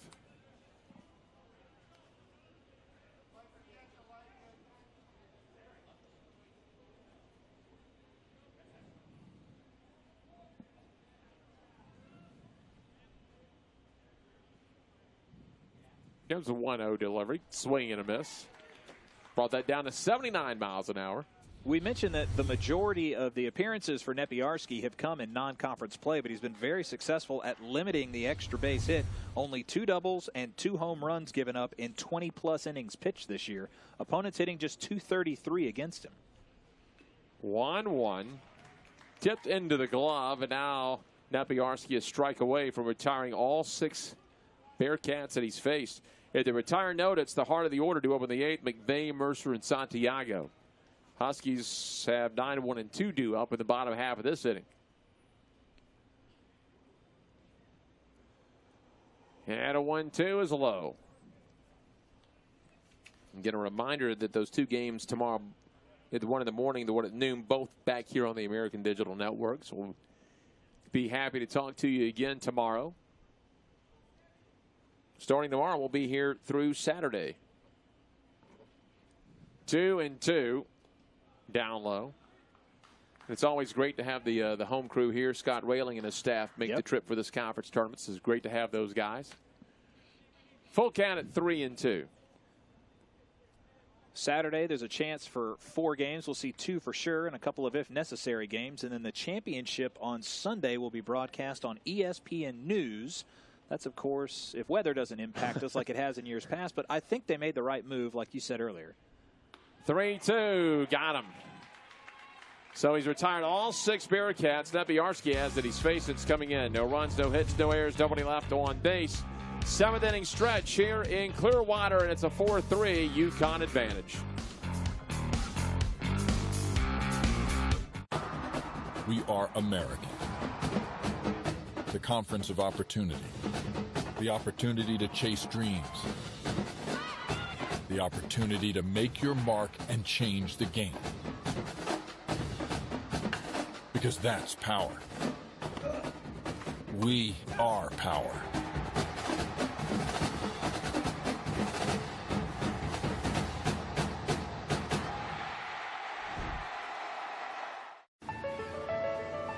This is a classroom. This is a lab. This is a study break. This is family. This is our backyard. This is UConn. Making sure everyone's safe. here in Clearwater up on the lifeguard seats. She talked about some of the best beaches in the country and some of the best restaurants, places to hang out as well. Some of the Bearcat fans, hey, waving, taking some pictures at us up here in the booth. I don't know if they're going to be in the Baywatch remake that's coming out later this summer. Might have to go watch that one. I'm a big fan of slow motion running. I'll say this, it was probably underrated, but the Chips remake was pretty good. Have not seen that one. Did Eric Estrada find a way to get into that one? He's in it, of course he is. I don't want to spoil it for you, but yes. I might not see that one.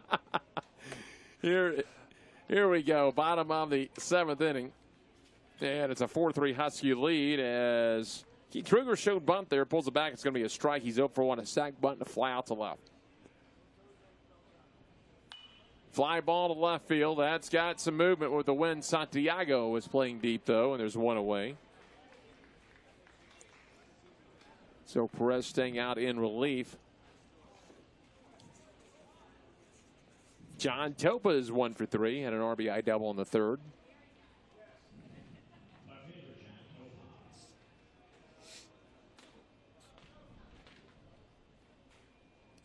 Topa was all conference in this tournament last season.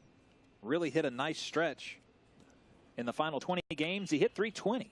Ground ball at short off the heel of the glove, and Rodriguez can't come up with it. That took a hop right off the palm. And it will be an E6, the second error of the game on the Bearcats. Take a closer look here. Just a couple of hops, and that one ran right up his arm. That's tough for Rodriguez. That's his 4th error of the season. They had the error by Perez 2 innings ago when he underhanded the ball at first when no one was there. That ended up costing him. That came with 1 out. We'll see if they can get away with a 1-out error in this inning. Again, if they can keep it a 1-run game, they've got the heart of the order. McVeigh, Mercer, and Santiago due up in the top half of the 8th. But they have to keep it here. They don't have to, but it would be beneficial to keep it a 1-run game. Perez looks over to first. Now comes to the plate. Ground ball to third through the legs. They're going to go for third. Here's a throw from Santiago. Not in time, and the other runner goes to second base. All of a sudden, second and third with 1 out on the E5. Back-to-back errors are costly. And now 3 in the ball game, right between the wickets, and both runners aggressively move up an extra bag. UConn's cooking. UConn gets a base hit from Souza. They can really open this game up. They potentially can make it a 6-3 lead.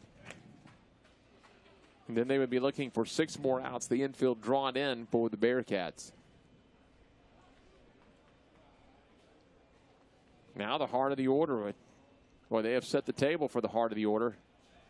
Second and third, 1 down. Remember, Kruger flew to left, and now you've got Topa at third and Prado at second. Fly ball gets you a run. And there it is. I don't know if that's going to be deep enough. Racing into Santiago, and it will be too shallow. It's a nice hustle by Santiago, and there's 2 away. And now, all of a sudden, the Bearcats an out away from getting out of what could have been a big inning for the Huskies. Isaac Feldstein, though, is 1 for 3. Did have an RBI double the last time he came to the plate in the 5th. Probably the right call by Jim Penders, keeping Topa locked up at third, not forcing the throw there. Could have potentially run yourself out of the inning. Instead, now you get Feldstein, who's got good power numbers, good on-base percentage, coming to the plate. And a chance with both in scoring position. You know, I think they'll walk him. Yep. Why not?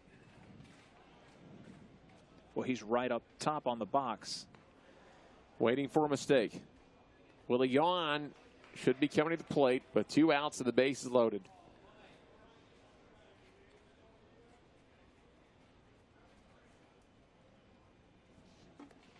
Well, we've seen it time to time. You got to be aware in case a ball gets loose or they actually lob one over. Hey, wait, Garrett, I don't know if you've heard. I'm sure you have. Some levels of pro baseball, not the big leaguers yet. Some of the lower levels of pro baseball are now talking about ways to speed up the game, and they are flirting with the idea of just saying intentional pass and let a guy. And I know most of the time it's just going to be 4 pitches and 30 seconds. But we've seen We've seen wild pitches, balls get away. We've seen some people accidentally lob it over the plate, and guys belt home runs. I'm for throwing the ball. I'm not one of those guys that hates the designated hitter, but boy, I do love the tradition of baseball. And if you're going to walk somebody, I'd like for you to put 4 pitches on your resume. I really would. You know, for the casual fan that wants a faster game, I don't know what to tell you. But, you know, intentional passes and you just basically point at first base, that's not up my alley. We'll have a pinch runner come into the ball game for the Huskies. It's going to be Chris Winkle, a freshman, will run at first base for Feldstein. One of my big ideas is limiting the catcher's visits to the mound throughout a game. And another one of mine is we have the pitch clock, of course, in college baseball, where that pitch clock goes off when runners get on, and that's when the game gets long. I'd say keep the pitch clock going. Now, I know the argument's going to be if I'm a runner, I can keep an eye on that clock and time out when I want to take off. Bases loaded, 2 away for Willie Yawn. Yawn gets it to one to left field. That one's going to go back all the way, and that one is gone. A grand slam. Willie Yawn to left field. That's going to be just his 2nd homer of the year. Now sitting with 25 RBI.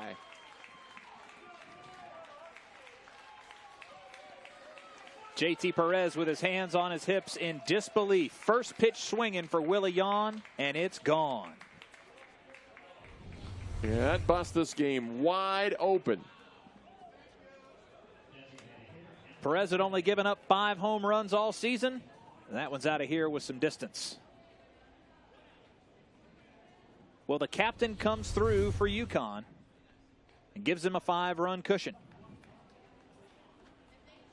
I think Jim Penders feels a little more comfortable now. UConn in 1-run games this year was just 10-8. Got to feel better about it now. Foul that one off.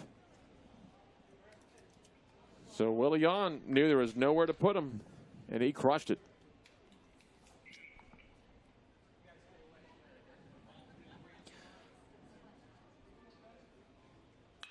Fouled it right side out of play. Now 1-2. Now you can kind of make some decisions if you're Coach Penders with a 5-run lead. Nepiarski's gone 6 for 6. You know, do you want to keep that talent fresh and maybe put in somebody else? Or do you let Nepiarski close out another inning or 2? Depends on how you want to set yourself up for the tournament. Outside, 2-2. If you bring Nepiarski out, the one thing you have, if Cincinnati does make a run, you still got John Russell in your back pocket with 14 saves. Swing and a miss. Tagged him out. That'll end the inning. Not before the damage is done, though. 4 runs. 1 hit, the 2 errors are costly, and nobody left on base. We're headed to the 8th. The Huskies have opened up an 8-3 lead on the American Digital Network.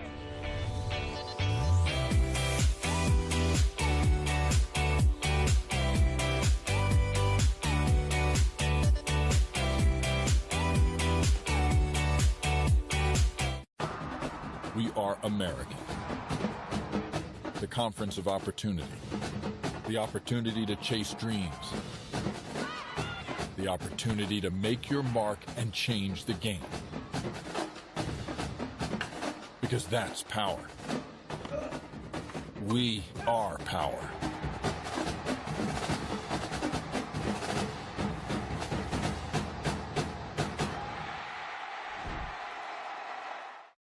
For every hero, there is an origin story. An experience that made them who they are. For a new generation of explorers, pioneers, and innovators, that experience is calling, offering a different kind of education, one guided by distinguished professors who understand experience is the best teacher. Greatness lies beyond the classroom. This is where you start. University of Cincinnati. Do more. After a 1-run game, it was Willie Yawn with a 2-out grand slam to open this game up. Have a day, Willie Yawn. 2 for 4, 4 RBIs. That's the first grand slam of the year for Connecticut and the second of Yawn's career. Big time for Willie Yawn to do it. Opens this ball game up, and now all of a sudden, the Huskies looking for 6 more outs, and they get the day off. They will not play again until Thursday if Cincinnati doesn't rally. If they don't rally, it's Memphis and Cincinnati tomorrow at 9 a.m., and then it would be Houston and UConn Thursday at 3 o'clock Eastern, 2 Central. Well, Connecticut doing what they do best. They have the second most wins in this tournament since 2014. They're 7-5 under Coach Penders in postseason play. They won last year to get things started against Memphis. First pitch on the way. It's the heart of the order. Cincinnati's going to make a run. They got to produce something this inning because it may be the last time through the heart of the order for the Bearcats. McVeigh, Mercer, and Santiago. McVeigh had an RBI double in the 5th. He's 1 for 3. 0-1, excuse me, fouled off to the right side.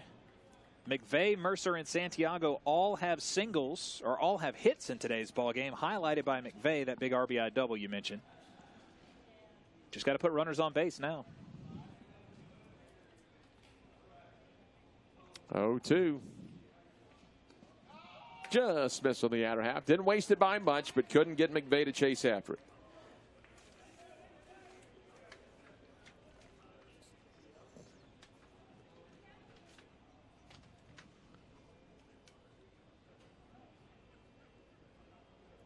Line 2 offering. Did he go? Yep. 7 in a row retired by Nepiarski since he came in to start the 6th. That's his 3rd strikeout. And he went around on it, brought the barrel past his body. No ring him up.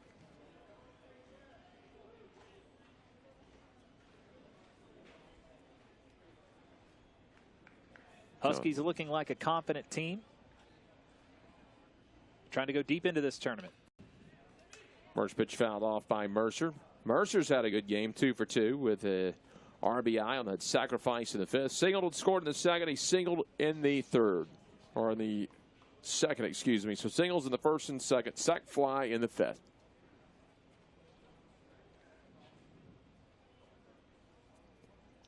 Wind up, skips in the dirt.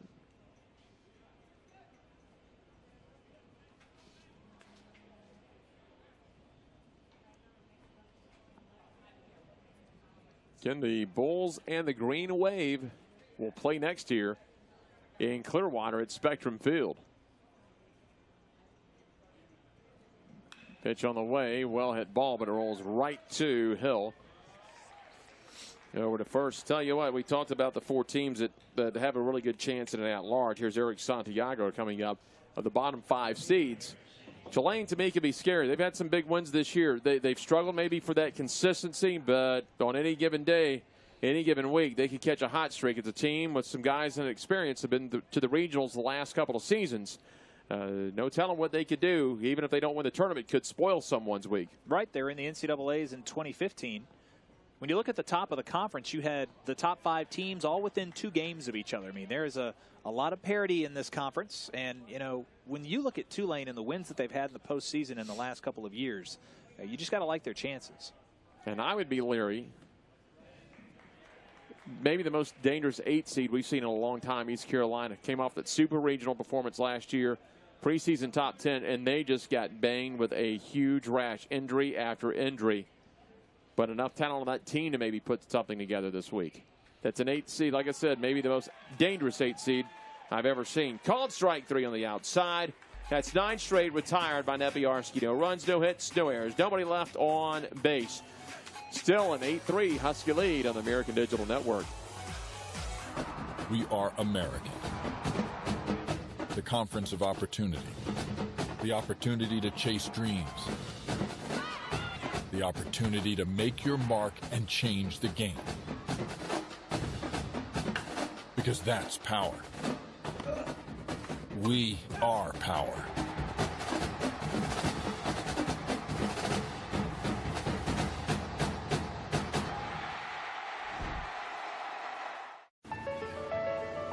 This is a classroom. This is a lab. This is a study break. This is family. This is our backyard. This is UConn.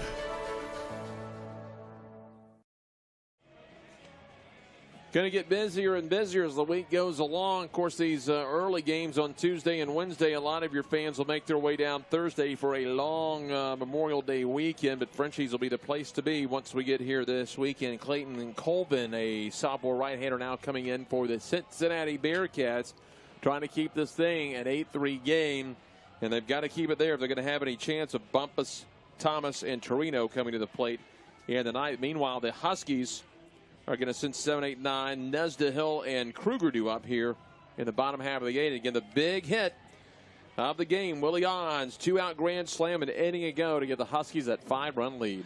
Colvin, 6'4", 198 pounds. He's a sophomore out of Dublin, Ohio. He is making his 9th appearance. 3 of them have been starts. ERA is above 6. He's 0-1 on the year. In 18 2/3 innings pitched, he's given up 19 hits, 13 runs, all were earned, walked 9, and struck out 8. Opponents hitting under 280 against him. He needs to come in and throw strikes and put his team back at the plate for the 9th inning. 8-3 UConn here in the bottom of the 8th inning. And again, the Huskies will be looking for 3 more outs once they get to the 9th. Colvin trying to hold it here.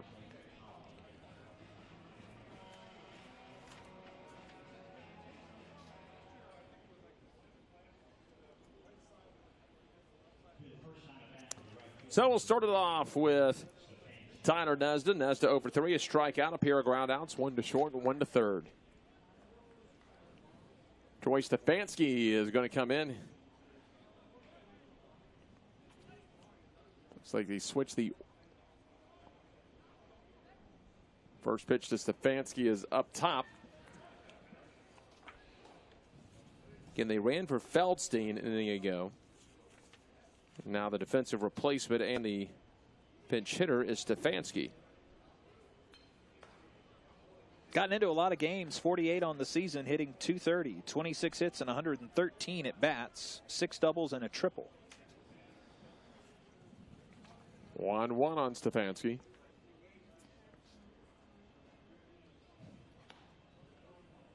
Takes it just at the letters. 4-ball, 2-1.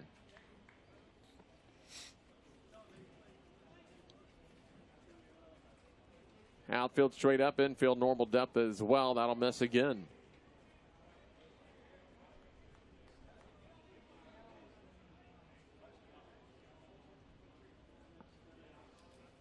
Three, 1 hitters count. Stefanski's going to draw the leadoff walk. That'll bring up Aaron Hill, 1 for 2 with a walk today. He's been on twice.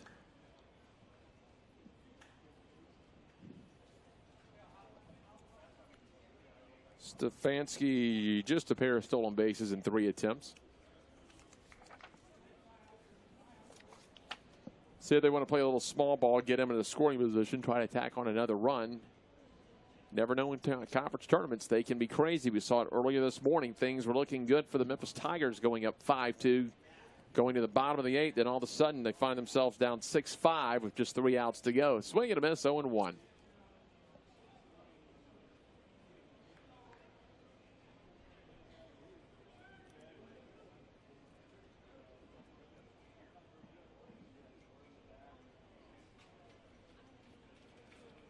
Yeah, at the letters, he did flash bunt that time. He'll pull it back.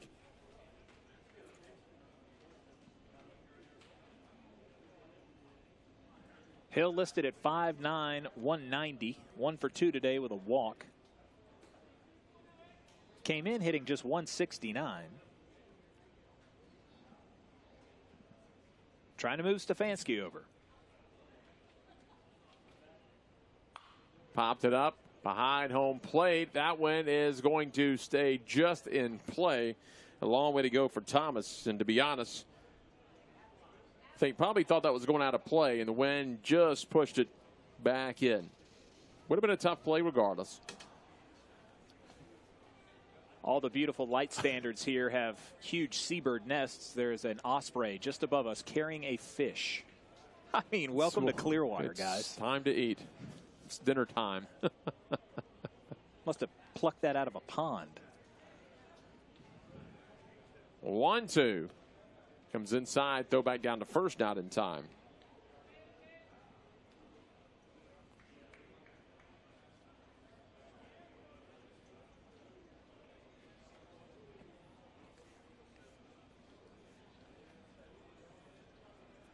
7, 8, 9 hitters today, still looking for their first hit of the ball game for UConn. Here's a pitch on the inside. Runner goes, throw down to second, and it hits the runner. So it'll be a stolen base for Stefanski.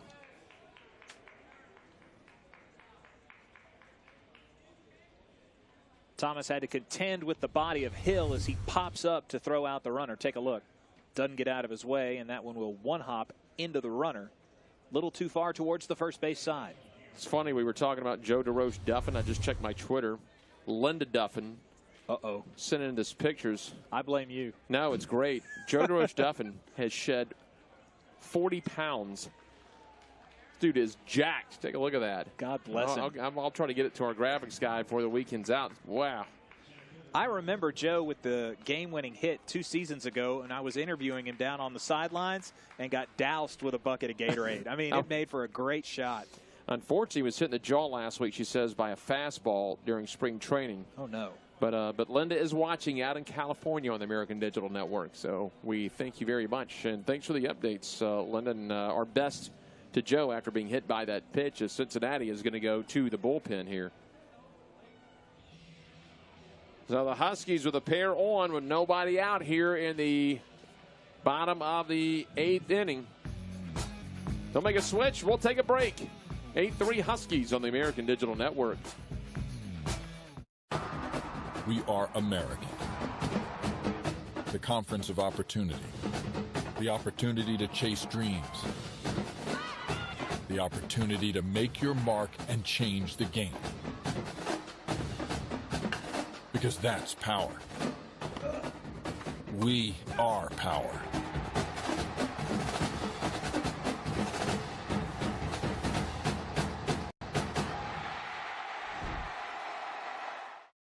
For every hero, there is an origin story. An experience that made them who they are. For a new generation of explorers, pioneers, and innovators, that experience is calling.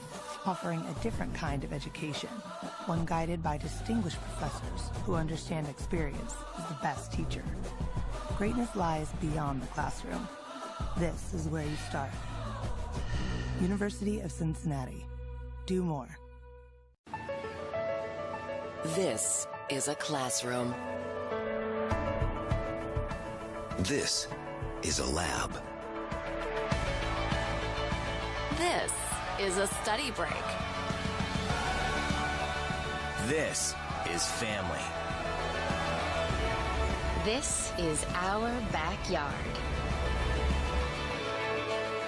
This is UConn.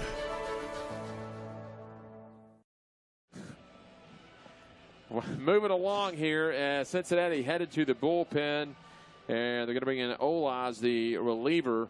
And again, another reliever, A.J. Olaz, a junior left-hander for the Cincinnati Bearcats, trying to keep it where it is right now. Olaz, 6'1", 195 pounds, a junior out of West Mifflin, Pennsylvania. You take a look at his numbers. He's made 11 appearances, and 10 of them have been starts. So this is just his second relief offering of the year. 2 wins, 1 loss, and a 5.02 ERA in 37 2/3 innings pitched. He's given up 32 hits, 21 earned runs, and struck out 17. Opponents hitting .227 against him. And the first one, a bunt attempt. First and second.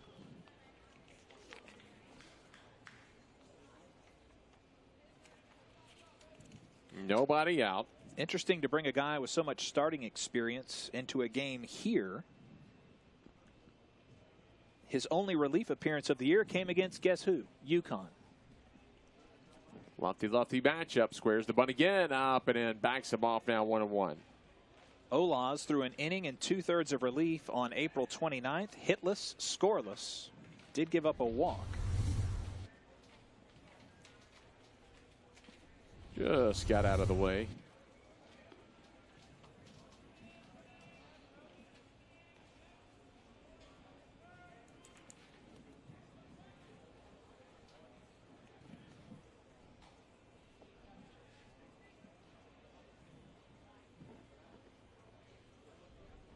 Charging out the corners. Pitch down and away. Now Kruger works ahead of the count.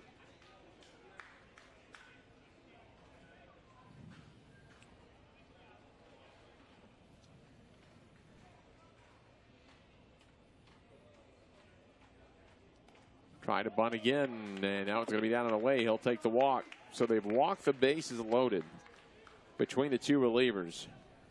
Last time the bases were loaded, you know what happened. Willie Yawn had the grand slam to left field and inning ago. Now it's the top of the order to John Topa.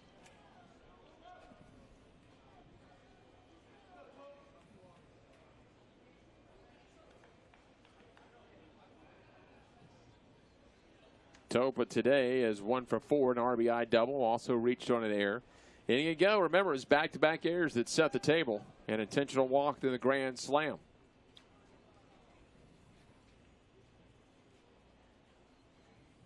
And the pitch and a high fly ball. This one will stay in the yard. It's going to be deep enough to score a run. Well, I said it's deep, going to stay in the yard, but that thing carried and ended up being caught on the track up against the wall by Thompson. But it'll be a long sac fly to center field for Tobin. An RBI as Stefanski comes home to score. Hill and Kruger are both able to tag up. It was so deep. So it's second and third with one away, and now a 9-3 Husky lead. Second RBI of the day for Topa. Really got into that ball, and it carried with the wind blowing out through center field. All three players, like Jeff said, able to advance on the sac fly. The infield drawn in with Anthony Prado. He's been on 4 times, 2 for 4. Double, RBI single, reached on the ear by the pitcher, reached on the ear by McVeigh, the third baseman. That one down and away. Get enough for a called strike, though.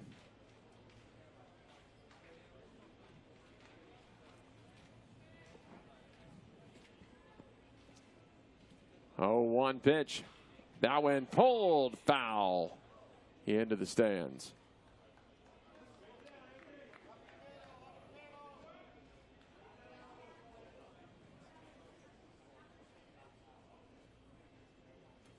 Get a nice afternoon at Spectrum Field in Clearwater. Really nice afternoon for the Huskies and their fans.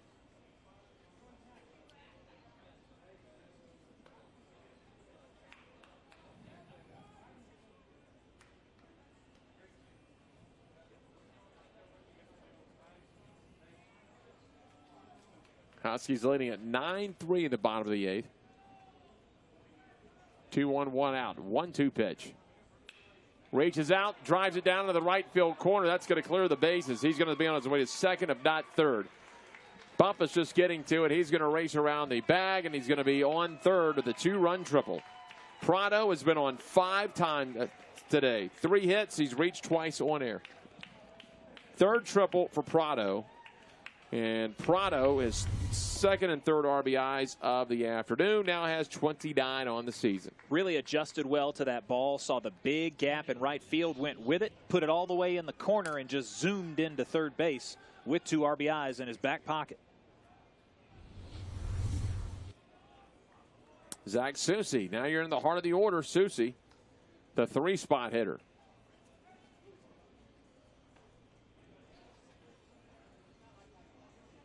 It's been the extra base hits that have done in Cincinnati these last 2 innings. The grand slam by Yawn in the 7th, 2 RBI triple here. Line drive, snagged it first. They're coming home, and he did not apply the tag in time. Thomas Late bringing the tag around, so Prado's going to score. An RBI on the fielder's choice. Zach Susi legs that one out in the throw. I thought it was in time. The tag not quite applied in time. Well, now we're up against something here. The 10-run rule in effect for all tournament games. If UConn gets another run, if Susi scores, this ball game's over.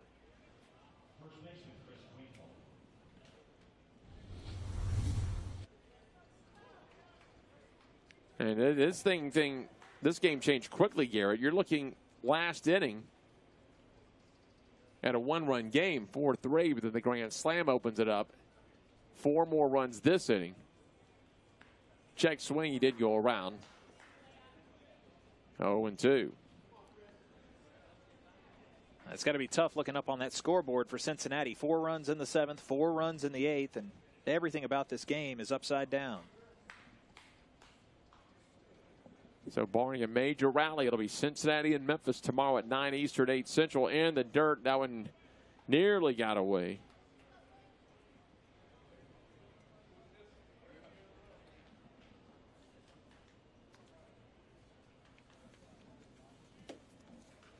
And again, you've got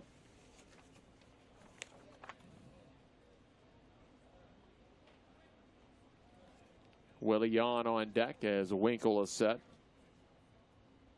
Winkle came in to run, remember, an inning ago for Feldstein. It's funny, he came in to run at first base. All he had to do was jog once the grand slam was hit.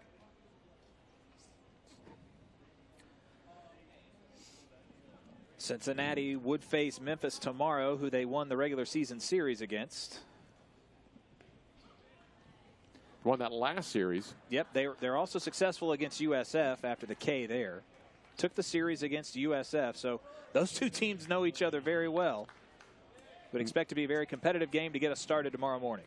Memphis won their first series against Cincinnati. Here's the strikeout. Nice pitch in the Darren Schoenrock era. Remember, we played in 04, 05. Then the team split up for a while, came back in the American, and finally won that series in Cincinnati. Interesting story I'll tell you here later. Here's a fly ball in the center field. It's going to be caught to end the inning. That's the way it always happens. 2 out stories. Another 4-run inning.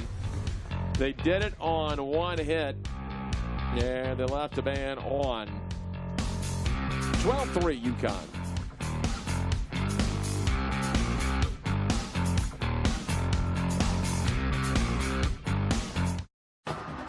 We are American. The conference of opportunity. The opportunity to chase dreams. The opportunity to make your mark and change the game. Because that's power. We are power.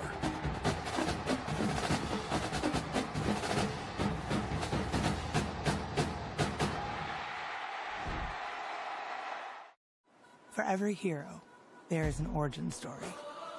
An experience that made them who they are. For a new generation of explorers, pioneers, and innovators, that experience is calling, offering a different kind of education, one guided by distinguished professors who understand experience is the best teacher. Greatness lies beyond the classroom. This is where you start. University of Cincinnati. Do more. That's how it's gone today. We had a really good one there through the first 6 innings with UConn leading at 4-3. You see the grand slam in the 7th for the Huskies. The big 4-run inning in the 8th as they open it up 12-3. Those 2 of those 3 errors were big before that grand slam. Nebiarski going to stay out. 9 up, 9 down for Nebiarski today. He's been very good. If he gets an out, that'll give him a new season high in terms of his longest appearance of the year. He is working a hitless, scoreless relief outing here. He's gone 3 separate scoreless relief outings, and in his last 8 appearances, he has yet to allow a run. The Bulls ready to go, and so are the Green Wave, USF. That's what they're going to look like today in the old white caps and the green tops. That'll be on CBS Sports Network. We'll be back tomorrow morning, and then we'll have all the games through the championship. That'll be on ESPN News, so you can join us here on the American Digital Network. We'd be glad to have you. Here is Bumpus.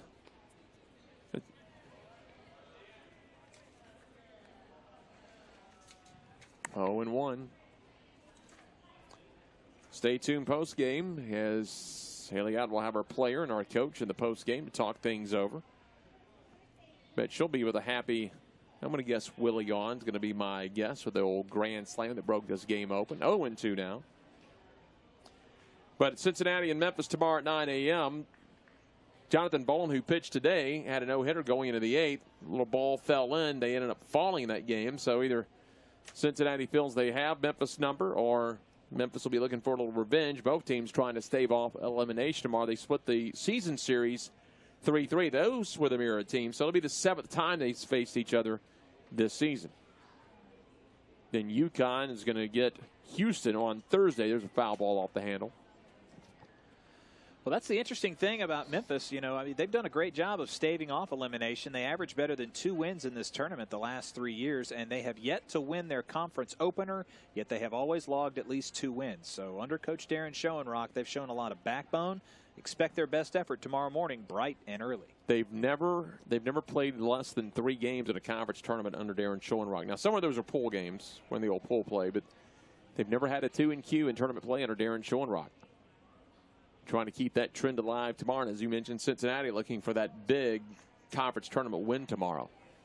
Trying to break their streak. The 2-2 to Bumpus. Tipped it in the glove for the strikeout. 10 up, 10 down for Nepiarski. 9 strikeouts in the ball game. 5 of them belong to Nepiarski now in the last 3+ innings of relief. Of course, you and Jeff Sharon will have that call tomorrow here on the American Digital. 12-3 Huskies here looking for 2 more outs. We'll see how weather impacts everything. I don't know the hourly forecast tomorrow, but I know that at some point during the day, the heavens are going to come down.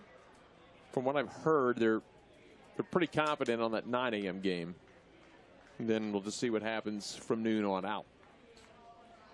Go find one of those comfortable chairs downstairs and just read media guides while we're in a break. 0-1. Up in the pen for Connecticut. Dandino. Popped it up. Looks like it's going to get out of play, but the wind blows it back, and it will not. And that time, Nesda did a nice job. He saw it happen to Cincinnati an inning before the ball got blown back in. And this time, there's 2 down. Play scrimmage rules tomorrow. Everybody starts with a 1-1 count. So the Bearcats down to the final out here. Mason Deanna will pinch it for Torino. But again, the action starts at 9 Eastern, 8 Central. First pitch down and in. Then the second game tomorrow, approximately noon Eastern, 11 Central. We'll have the losers of Tulane USF and whoever falls in the East Carolina UCF game. So a couple of elimination games tomorrow for you here in Clearwater. The 1-0. That one fouled off to the right side. The winner of Memphis-Cincinnati gets the day off Thursday. The winner of the second game gets the day off as well. They'll play Friday in the next set of elimination games.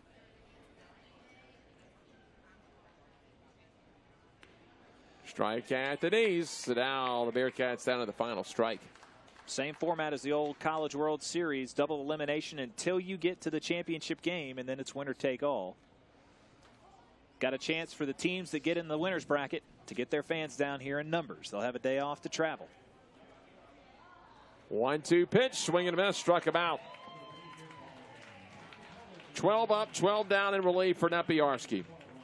Struck out 6. No runs, no hits, no errors, nobody left on base. So, the Huskies win it. It'll be 3 runs, 7 hits, 3 errors for the Bearcats. 12 runs, 13 hits, 1 error for the Huskies today, as the Huskies improved to 32-23. The Bearcats 28-29. Cincinnati playing in the morning, and the Huskies get the day off. We're not done here.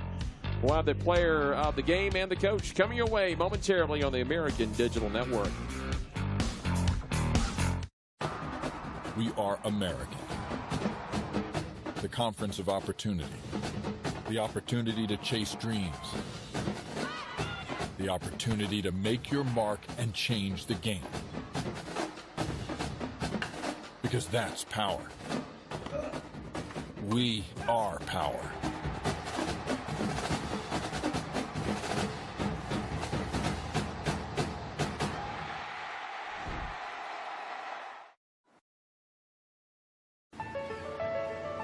This is a classroom.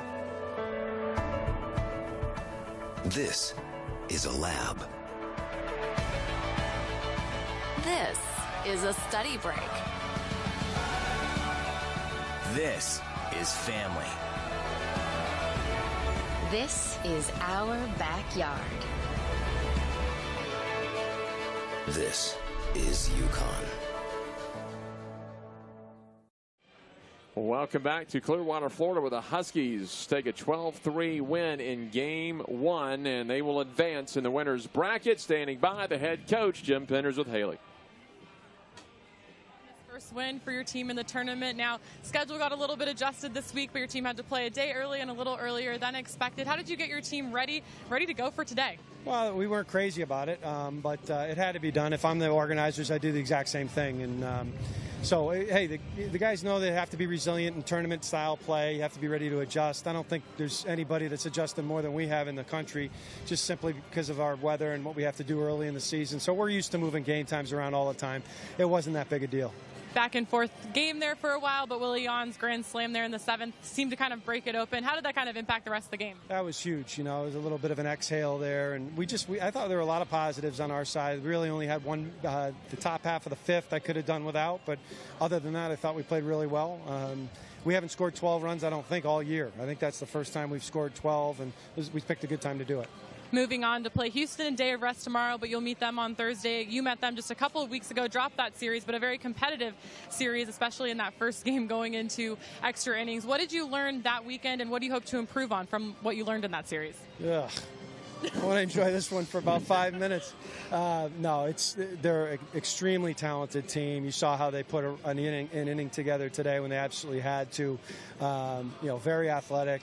They're very good on the mound. We're going to have a heck of a test, but we'll enjoy this one for a little bit and then get to work on them tomorrow, have a good workout and a good work day, and back at it. But there's no breaks in this conference. It's so darn good. All right, thanks a lot, Coach. We'll see you Thursday. Thanks, Haley.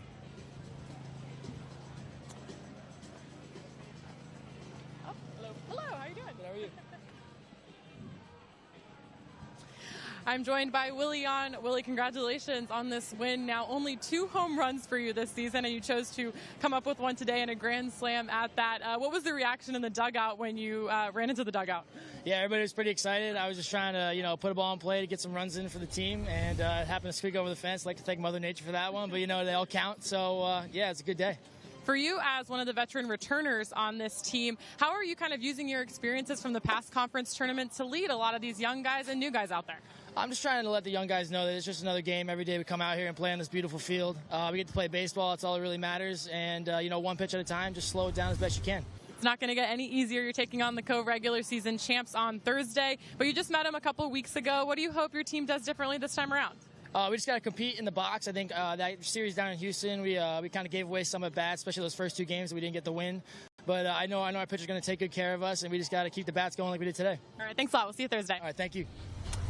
Thanks a lot, as head coach Jim Penders and the player of the game, Willie Yawn. Solid game today by UConn when they opened it up. Yeah, they look great. They score a season high in runs, twice had 11 runs earlier in non-conference play. And for Cincinnati, they played 30 games this year where they never made an error. Today, they have a season high 3. That's really the tail of the tape. They'll play Memphis tomorrow at 9 a.m. when we rejoin our coverage. For Garrett Wolford and all our staff, I'm Jeff Brightwell. Thanks for joining us today here on the American Digital Network.